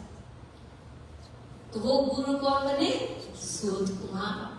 और सूत कुमार जब आए हैं तो आपको पता उनकी कथा ऐसी भी बीच में कितनी बार कि उनको ये सारा ज्ञान मिला, बहुत पढ़ाई करी उन्होंने, सारा ज्ञान वेद व्यास के, लेकिन वो बिल्कुल वो माया से रहित थे। और उनको देख के भी किसी के अंदर कोई, मतलब अगर वो आपके सामने से निर्वस्त्र भी जा रहे हो तो आपको कोई फर्क नहीं पड़ने वाला, क्योंकि ना उनमें माया मोह है, ना आप उनको देख के कहीं कोई चीज आपके दिमाग में है। ऐसे थे वो गुरु, एकमात्र जो कि मोह माया से पर है। तो यहाँ पे फिर सब लोग इकट्ठे होते हैं और सब लोग सबसे पहले यही पूछते हैं कि ये कैसे किया जाए, कैसे परीक्षित राजा को जो है हम सारा का सारा यहाँ से जो है मोक्ष दिला सकते हैं। तो यहाँ पे शुरुआत है। आज की जो कथा हम यहाँ तक बोल रहे हैं वो ये, यहाँ पे मैं कथा की बात करूंगी कि ये वो वाली कथा है जहाँ से अब शुरू होगा श्रीमद् भागवत की कथा। ये तो केवल और केवल वो है कि क्यों ये कथा हमने की, क्यों ये कथा लिखी गई, किसने लिखी, कौन गुरु, और क्या क्या कारण है, क्यों ये कथा की गई। क्योंकि मोक्ष दिलाना बहुत बड़ा कार्य है। और आपको ये भी पता ना कि कथा तो बहुत बोली जाएगी, न जाने कितनी कथाएं होंगी, लेकिन जब तक आप उन्हें सुनेंगे नहीं, मनन करेंगे नहीं, वो असर करेगी नहीं। और आप इधर इसलिए नहीं बैठे हैं क्योंकि आप चाहते थे, या आप इसलिए यहाँ बैठे हैं क्योंकि ईश्वर चाहते थे कि आज आप यहाँ बैठे। क्योंकि मैंने आपको बताया मुझमें तो ना ज्ञान है ना मेरी वाणी है, मैं आज यहाँ बैठ के सिर्फ गुरुदेव जी के आगे अनुसार ही काम कर रही हूँ। मुझमें तो रत्ती भर भी नॉलेज नहीं है, क्योंकि इसके लिए तो न जाने कितने जन्म लग जाते हैं इस चीज को जानने में। मैं तो सिर्फ आज वो बोल रही हूँ जो गुरुदेव ने अगर मुझसे बुलवा लिया, और मुझे अगर मानो मुझसे गलती होती है तो उसके लिए मैं आपसे बहुत क्षमा प्रार्थना, क्योंकि ये चीज ऐसी है जिसमें मेरा बस नहीं है, ना मेरा उतना नॉलेज है। मैं आपको बस ये बताना चाहती हूँ कि बहुत प्यारी सी ये कथा है जिसमें सिर्फ और सिर्फ प्रेम और प्रेम और प्रेम। तो संकादिक ऋषियों की जिनकी मुनि की हमने बात की थी, तो उन्हीं मुनि वो चारों बच्चे जब जहाँ गए विष्णु जी से मिलने के लिए विष्णु लोग, तो उन्हें किसने रोक लिया, जय और विजय ने, उनके द्वारपाल है ना, द्वारपाल ने रोक लिया। और रोकने के बाद में उनको जाने नहीं दिया। वो छोटे बच्चे जैसे दिखते हैं ना, बिल्कुल बहुत छोटे से बालक दिखते हैं। उन्होंने श्राप दे दिया कि तुम जाओ धरती पर, तुमको जिस बात का बहुत अभिमान है ना कि तुम रोक सकते हो उनको विष्णु जी से मिलने के लिए, वो तुम्हारा द्वारपाल की नौकरी खत्म, अब जाओ तुम मृत्यु लोक में, अच्छे हो जाए। अब दोनों का अहंकार वही खत्म हो गया। अब उन्होंने प्रार्थना करी कि ये तो गलत हो गया, हमने ये तो विष्णु जी के पास गए जय विजय की, हाँ ये गलती तो हमसे हो गई, अहंकार कहीं ना कहीं तो आ ही गया था कि हम आपके लिए हम द्वारपाल हैं, रोक सकते हैं। जब जब अहंकार आया है रोकने का कहीं ना कहीं कोई ना कोई कारण बना है। तो विष्णु जी ने कहा कि भाई श्रापित तो आप हो गए, जाना तो पड़ेगा मृत्यु को, आप चॉइस मिल सकती हो। क्या चॉइस की 7 बार जाइए या फिर 3 बार में मैं ही आपका हर बार आके मोक्ष प्राप्ति दूंगा। बोले वो ज्यादा सही लग रहा है 3 बार वाला है। बोले 7 बार कौन आएगा? बोला 3 बार ले। तो 3 बार में तो सबसे पहले हिरण्यकश्यप, हिरण्याक्ष, रावण और कुंभकर्ण, शिशुपाल और नाम में थोड़ा सा भूल रही हूँ, हाँ वो नाम, तो वो 3 बार में आए हैं। तीनों बार जो है उनका जो है मोक्ष प्राप्ति अवतार लेके होगा। तो सबसे पहले तो पृथ्वी को लेके हिरण्यकश्यप का तो बाद में हिरण्याक्ष की बात कर रहे हैं कि उन्होंने क्या किया था कि पृथ्वी बहुत तपस्या करी ब्रह्मा जी से, बहुत सारा उन्होंने वो ले लिया वरदान और सारा समुद्र पी गए और पृथ्वी को रसातल पे नीचे एकदम कर दिया। तो जब वो पृथ्वी बहुत तड़प रही थी तब पृथ्वी चिल्लाई, गाय के रूप में पहुंची कि मेरी हालत बहुत खराब है, मुझे बचाइए। तब ब्रह्मा जी की नाक की छिद्र से वराह अवतार हुआ, वो नीचे गिरे वराह करके और बड़ा सा उन्होंने अपना रूप लिया और अपने सूंड पे पृथ्वी को निकाल के ऊपर ले गया। जय वराह अवतार की जय हो। और उसके बाद में जब उनके बेटे को, भाई को जब ये उन्होंने मोक्ष प्राप्ति दी और वो मर गए, उस दिन से हिरण्यकश्यप जो है वो बहुत ज्यादा दुखी भी हो गए और विष्णु जी के अगेंस्ट में हो गए। आगे की कथा जो है तो आगे की कथा हम बाद में करेंगे। आज हम ध्रुव बालक की कथा करेंगे जो संगीता दीदी हमें बताएंगे। तो आइए जब तक हम ताली बजा के गीत भगा के गाते हैं हरे रामा हरे कृष्णा। मैं एक लाइन बोलूंगी, आप सब लोग गाइए, है ना? सब लोग जोर जोर से गाइएगा ताकि एक अच्छा माहौल आए, है ना? ताली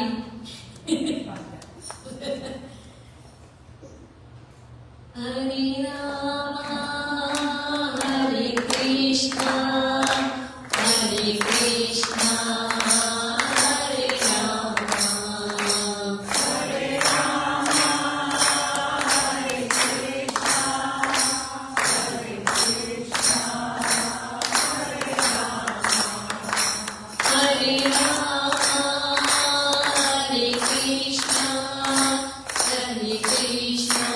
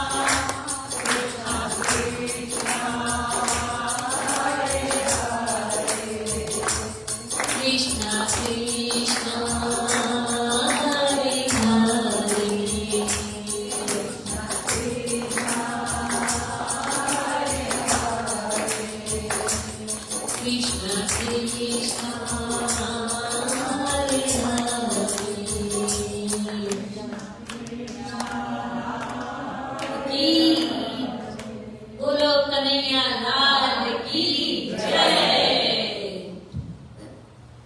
धन्यवाद, बहुत अच्छा लगा। रश्मि दीदी, आपने जो भी कथा करी बहुत ही अच्छी लगी। यहाँ से ध्रुव की कथा का आयोजन होता है, शुरुआत करते हैं। कल प्रहलाद की होगी, जो हिरण्यकश्यप थे और बताई रश्मि जी, वो उसकी कल पहली कथा है। ये बहुत ही पौराणिक कथा है। तो ये कथा है ध्रुव की। तो हम सब जानते हैं कि आसमान में बहुत सारे तारे मिलाते दिखते हैं हमको रात को, है। तो उसमें से कई तारे थोड़े ज्यादा चमकीले होते हैं और सबसे बड़ा चमकीला तारा एक ही है जो ध्रुव का तारा, वो उत्तर दिशा में दिखाई देता है। ये कहानी उसकी है। तो ये ध्रुव कहाँ से कौन से पुत्र थे? वो ब्रह्मा जी के जो पुत्र थे स्वयंमनु, उनके दो पुत्र थे, प्रियपद और उत्तानपद। ये उनकी कहानी है। उत्तानपद की दो पत्नियां सुनीति थी और सुरुचि। तो सुनीति जो थी वो बहुत धर्मपरायण थी, पतिव्रता थी और सुंदर भी बहुत थी, है। और सुरुचि थी वो थोड़ी झगड़ालू थी और दिखाई करती थी, सुनीति से जलती थी क्योंकि वो बहुत सुंदर भी थी। तो सुनीति के पुत्र का नाम था ध्रुव और सुरुचि के पुत्र का नाम था उत्तम। तो दोनों जो राजा थे वो दोनों को बराबर से प्रेम करते थे। मगर एक दिन क्या हुआ कि उत्तम जो है तो वो अपने पिता की गोद में जाके बैठ गया, वो खेल रहा था। और ध्रुव है जो वहां पे पहुंच गया। तो आपको बच्चे जो होते हैं माँ बाप को बहुत प्रेम करते हैं, गोदी में जाके बैठना तो बहुत ही अच्छा लगता है बच्चों को, है ना।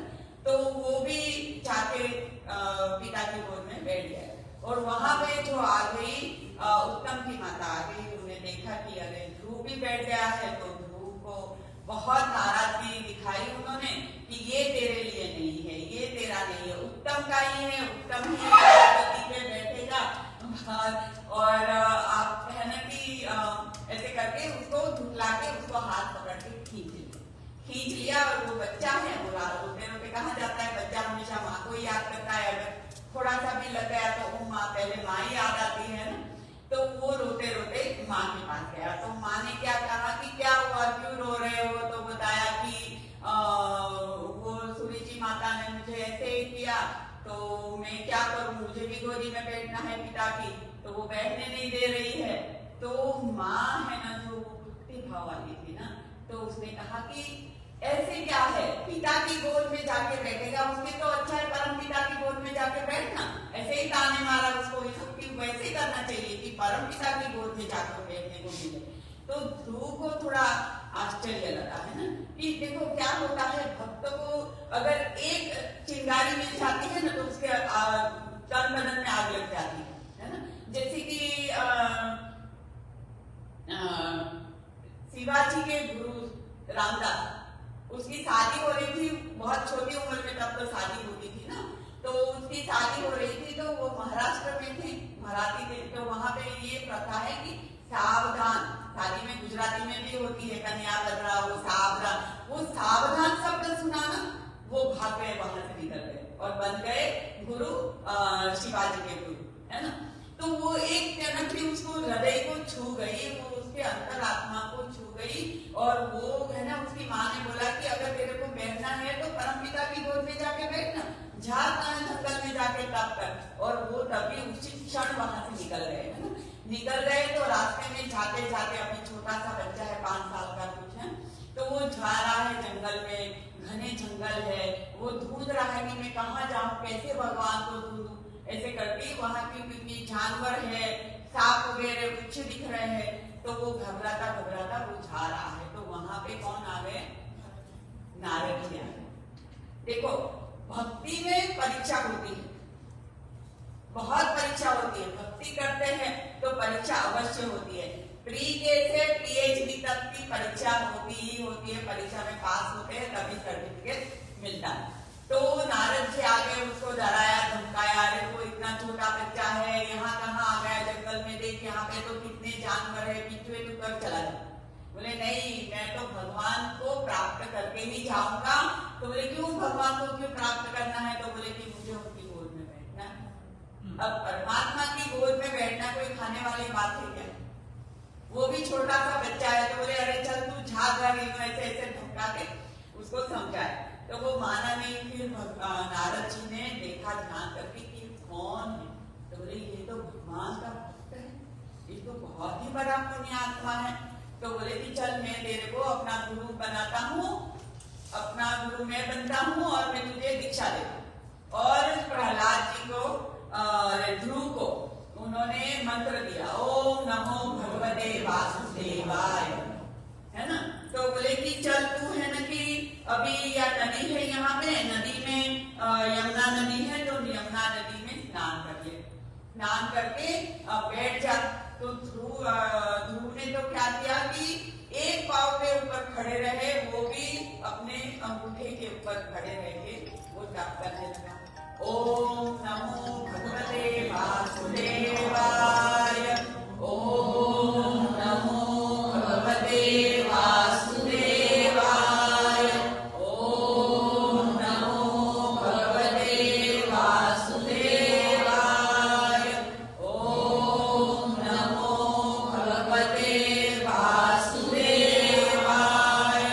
ओम नमो भगवते वासुदेवाय, ओम नमो भगवते वासुदेवाय, ओम नमो भगवते वासुदेवाय, ओम नमो भगवते वासुदेवाय,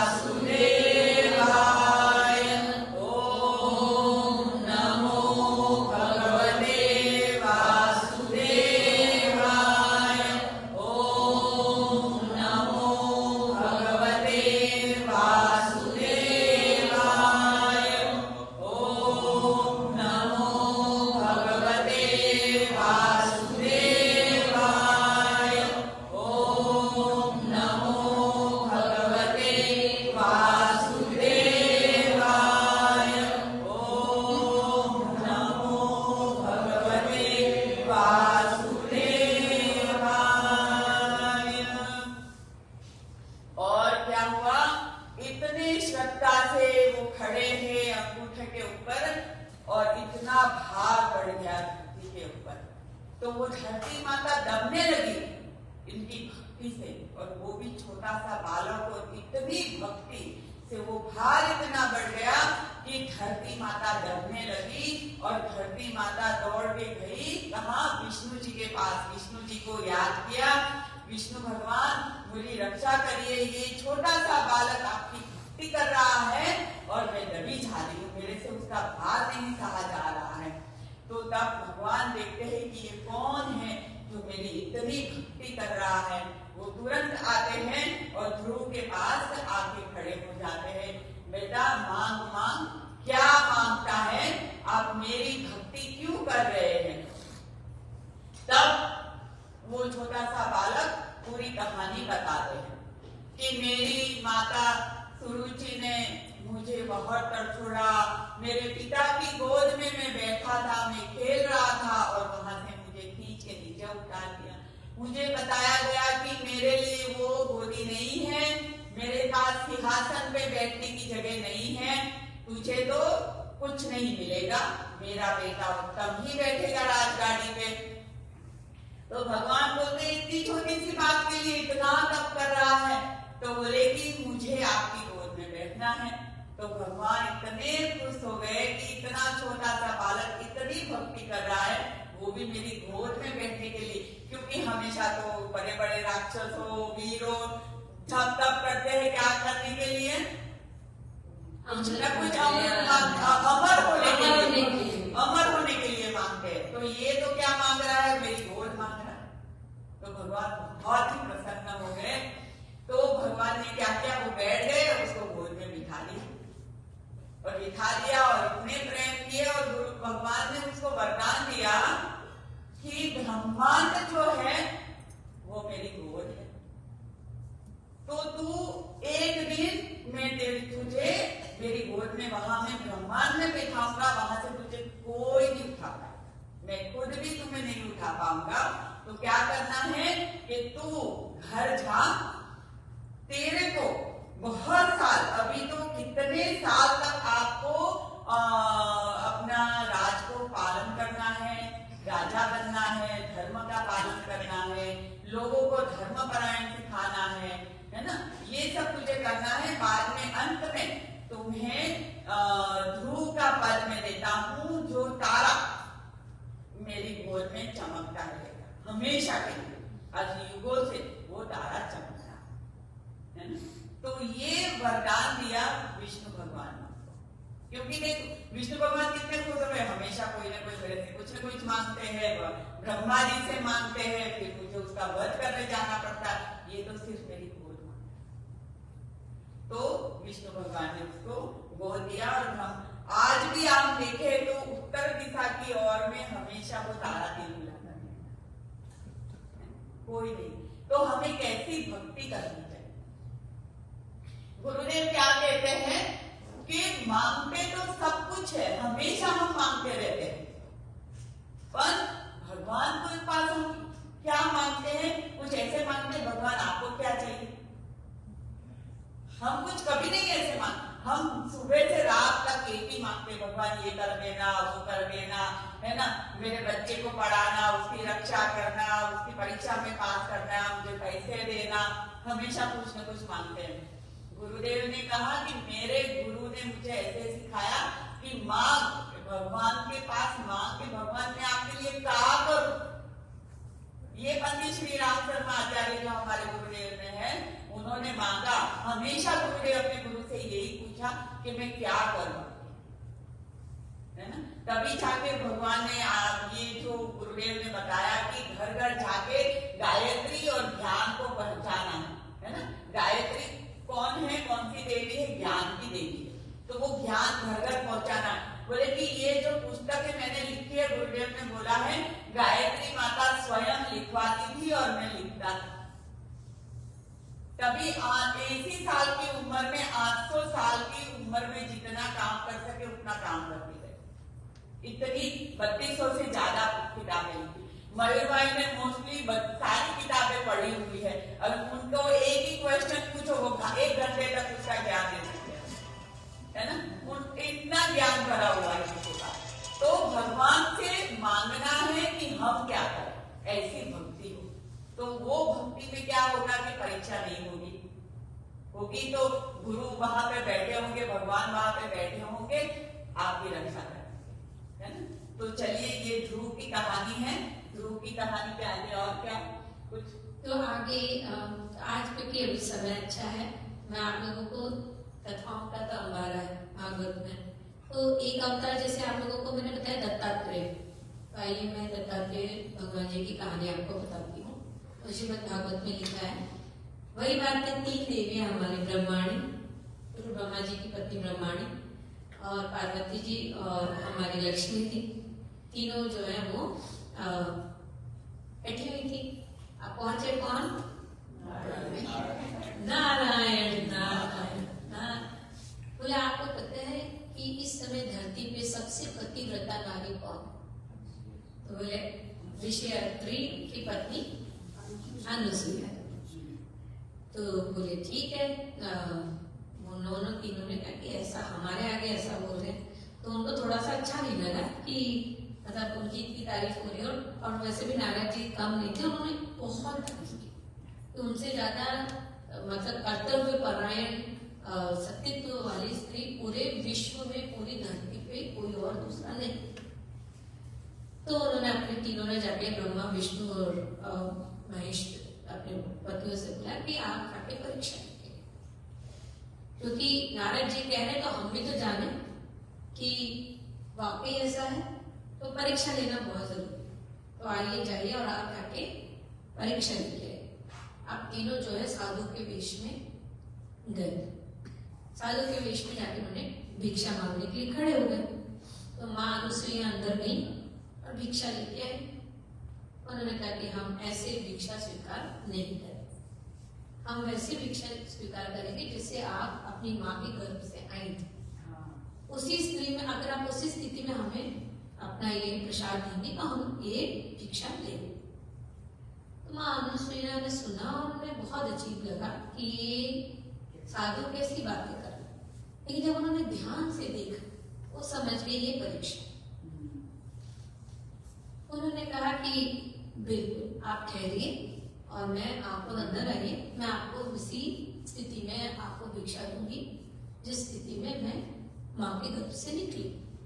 और गई, अंदर आई, गई, लोटे में से अपना कलश लिया, जल लिया और आके उन्होंने बोले कि अगर मैं स्थित सत्य तो मेरा इतना स्ट्रांग है तो ये तीनों जो है कुछ माह के बच्चे हो जाए। और उन्होंने साधुओं पे डाल दिए।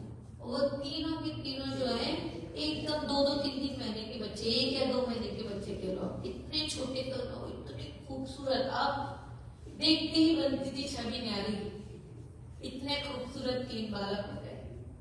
अब जो है माँ ने तीनों को दूध पिलाया था और उसके बाद में आगे अब उन तीनों के जाने से अब वो तो खेल रहे हैं, उनके पालना में झूले है ना, तीनों हरी डोल रहे हैं, झूल रहे हैं पालना में, बढ़िया।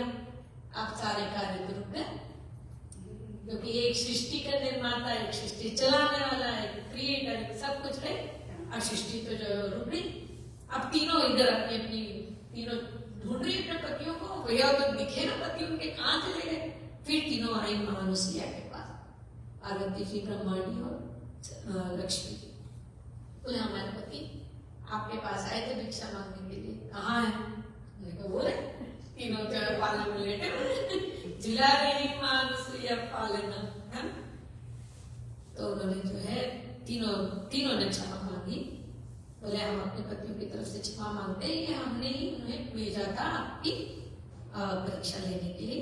फिर उन्होंने फिर से जो है उन तीनों को जाके अपने रूप में उन्होंने तीनों आए अपने रूप में, पर उन्होंने फिर ब्रह्मा जी ने ये वरदान दी कि हम तीनों के मिश्रण से जो एक बालक होगा वो आपका बालक होगा। और इस तरह से तीनों की शक्तियों के साथ में दत्तात्रेय महाराज की जय श्री महाराज दत्तात्रेय। तो आइए छोटा सा कीर्तन करते हैं हम, क्योंकि कीर्तन में सबसे अच्छी बात एक तो आप ताली बजाएंगे, दूसरी बात जग भी जाएंगे। और ये कीर्तन जो है वो बात तो ही है कि तो हम अभी 5 दिन आगे पढ़ने वाले हैं, सुनने वाले हैं, देखने वाले, क्योंकि नेचुरली श्रीमद् भागवत जी की जो कथा है उसमें आपको भक्ति और प्रेम ही मिलने वाला है। कहते हैं कि ये जो कलयुग है, जब इतनी सारी परेशानियां दी हैं कि जल्दी आप बूढ़े हो जाओगे, जल्दी आप जो है वो मर जाओगे, आपको बहुत सारी बीमारियां लगेगी, जल्दी शोकाकुल हो जाओगे, आप मोह माया में बहुत ज्यादा बंधे रहोगे। अगर इतनी सारी चीजें दी हैं तो एक बहुत अच्छा वरदान भी मिला है कि खाली नाम लीजिए आप और आप हरि के पास पहुंचेंगे। एक बहुत अच्छी कहानी है कि एक बुजुर्ग थे, उन्हें भगवान में कोई मतलब नहीं था, कोई लेना देना नहीं था। अब उनके 11 बच्चे थे, ठीक है, और 11वें बच्चे का नाम उन्होंने रख दिया नारायण। अब उनका सबसे ज्यादा लगा उसी बच्चे से, जब देखो तब नारायण ये करो, नारायण इधर आओ, नारायण नारायण नारायण। अब जब अंतिम समय आया तो वैसे कहते हैं कि जब आप अच्छे कार्य नहीं करते हो ज्यादा तो आपको यमदूत लेने आते हैं, और जब आप बहुत अच्छे कार्य करते हो तो आपको विष्णु दूत लेने आते हैं, है ना। तो बस वही बात हुई कि उन्होंने अंत समय में जब मरने वाले थे, उन्हें अपने पुत्र का ध्यान आया, करे नारायण, और वो मर गए।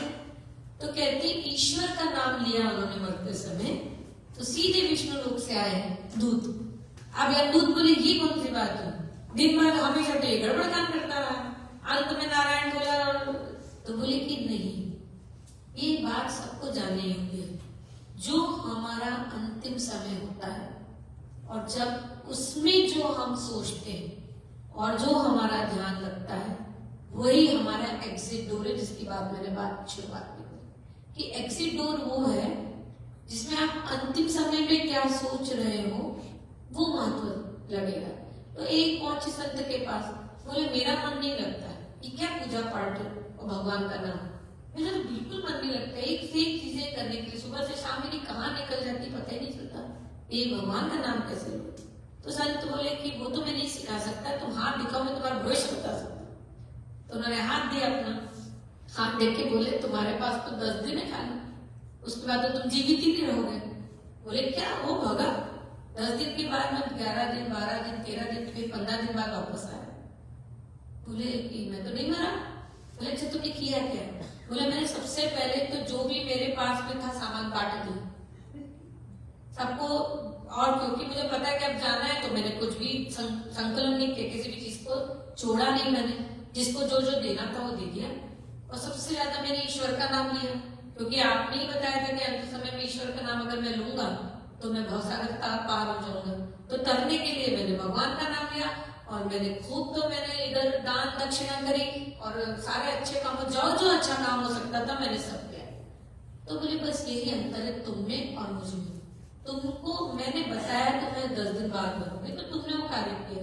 मैं रोज यही सोचता हूँ कि मैं कल मरने वाला हूँ, तो मैं आज वो काम करती हूँ। तो मैं पूरे समय जो है अपने अंतिम समय के आने की तैयारी में रहता हूँ कि मैं अंतिम समय में मेरा जब आए, क्योंकि अब कलयुग में किसी को ऐसा नहीं कि बुजुर्ग कोई जाए। अब जो है आप किसी भी क्षण आप जा सकते, किसी भी उम्र में आप जा सकते। तो अगर आप हमेशा इसी तैयारी में रहो, क्योंकि शाश्वत केवल एक है, हमारा जाना, यहाँ आना, उसके बाद हमारा कितने दिन रहना, कहाँ कहाँ क्या क्या होना, कुछ भी शाश्वत नहीं, सब चीज बदलेगी। और एक चीज सबको पता है, वो है जाना। जब पृथ्वी के लिए लोग लड़ते हैं तो पृथ्वी हंसती है कि तुम चले जाओगे, मैं तो यही रहूंगा। ये एग्जिट डोर की बात है कि जितना आप ईश्वर का नाम लेंगे उतना पाप जो, और खास करके क्योंकि समय नहीं पता कब हमें जाना है, तो इसलिए हमेशा उसी समय के लिए तैयारी करते रहिए जिसमें हम जब जाएं तो हरि का नाम लेते हुए जाएं। तो आइए चलिए हम कीर्तन करते हैं। जैसे ये रश्मि ने बताया कि अंत समय तक की राह नहीं देखनी है, हर एक पल हमें, तो ये जो मैं उस दिन बता रही थी कि आत्मबोध करवाते हैं ना रात को सोते समय, ये सोचना है कि आज मैंने क्या गलती की, कुछ अच्छा किया बुरा किया, ये इसको आत्मबोध कहते हैं, है ना। गुरुदेव कहते हैं हर रात ऐसे सो जाओ कि आज मेरी मृत्यु हो रही, और सुबह उठो तो नया दिन, कि रात को तो मरना ही है, तो ये पूरे दिन में क्या अच्छा करना है ये सुबह से तय करके रखना है, और रात को देखो कि क्या मैंने गलत किया, क्या अच्छा किया, क्योंकि ये हमारी मृत्यु है रात को, तो ये करोगे तो पाप नहीं हो सकता। गुरुदेव की जय।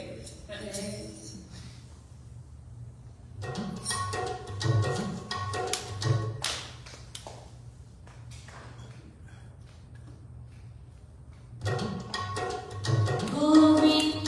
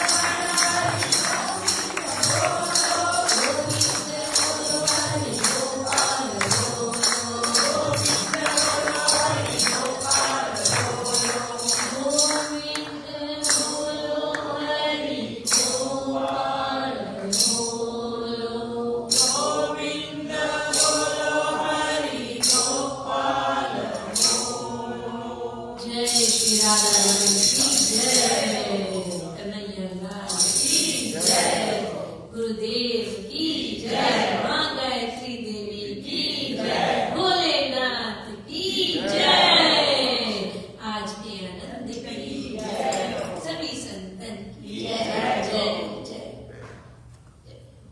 आनंद कराने वाले की जय। जय जय जय जय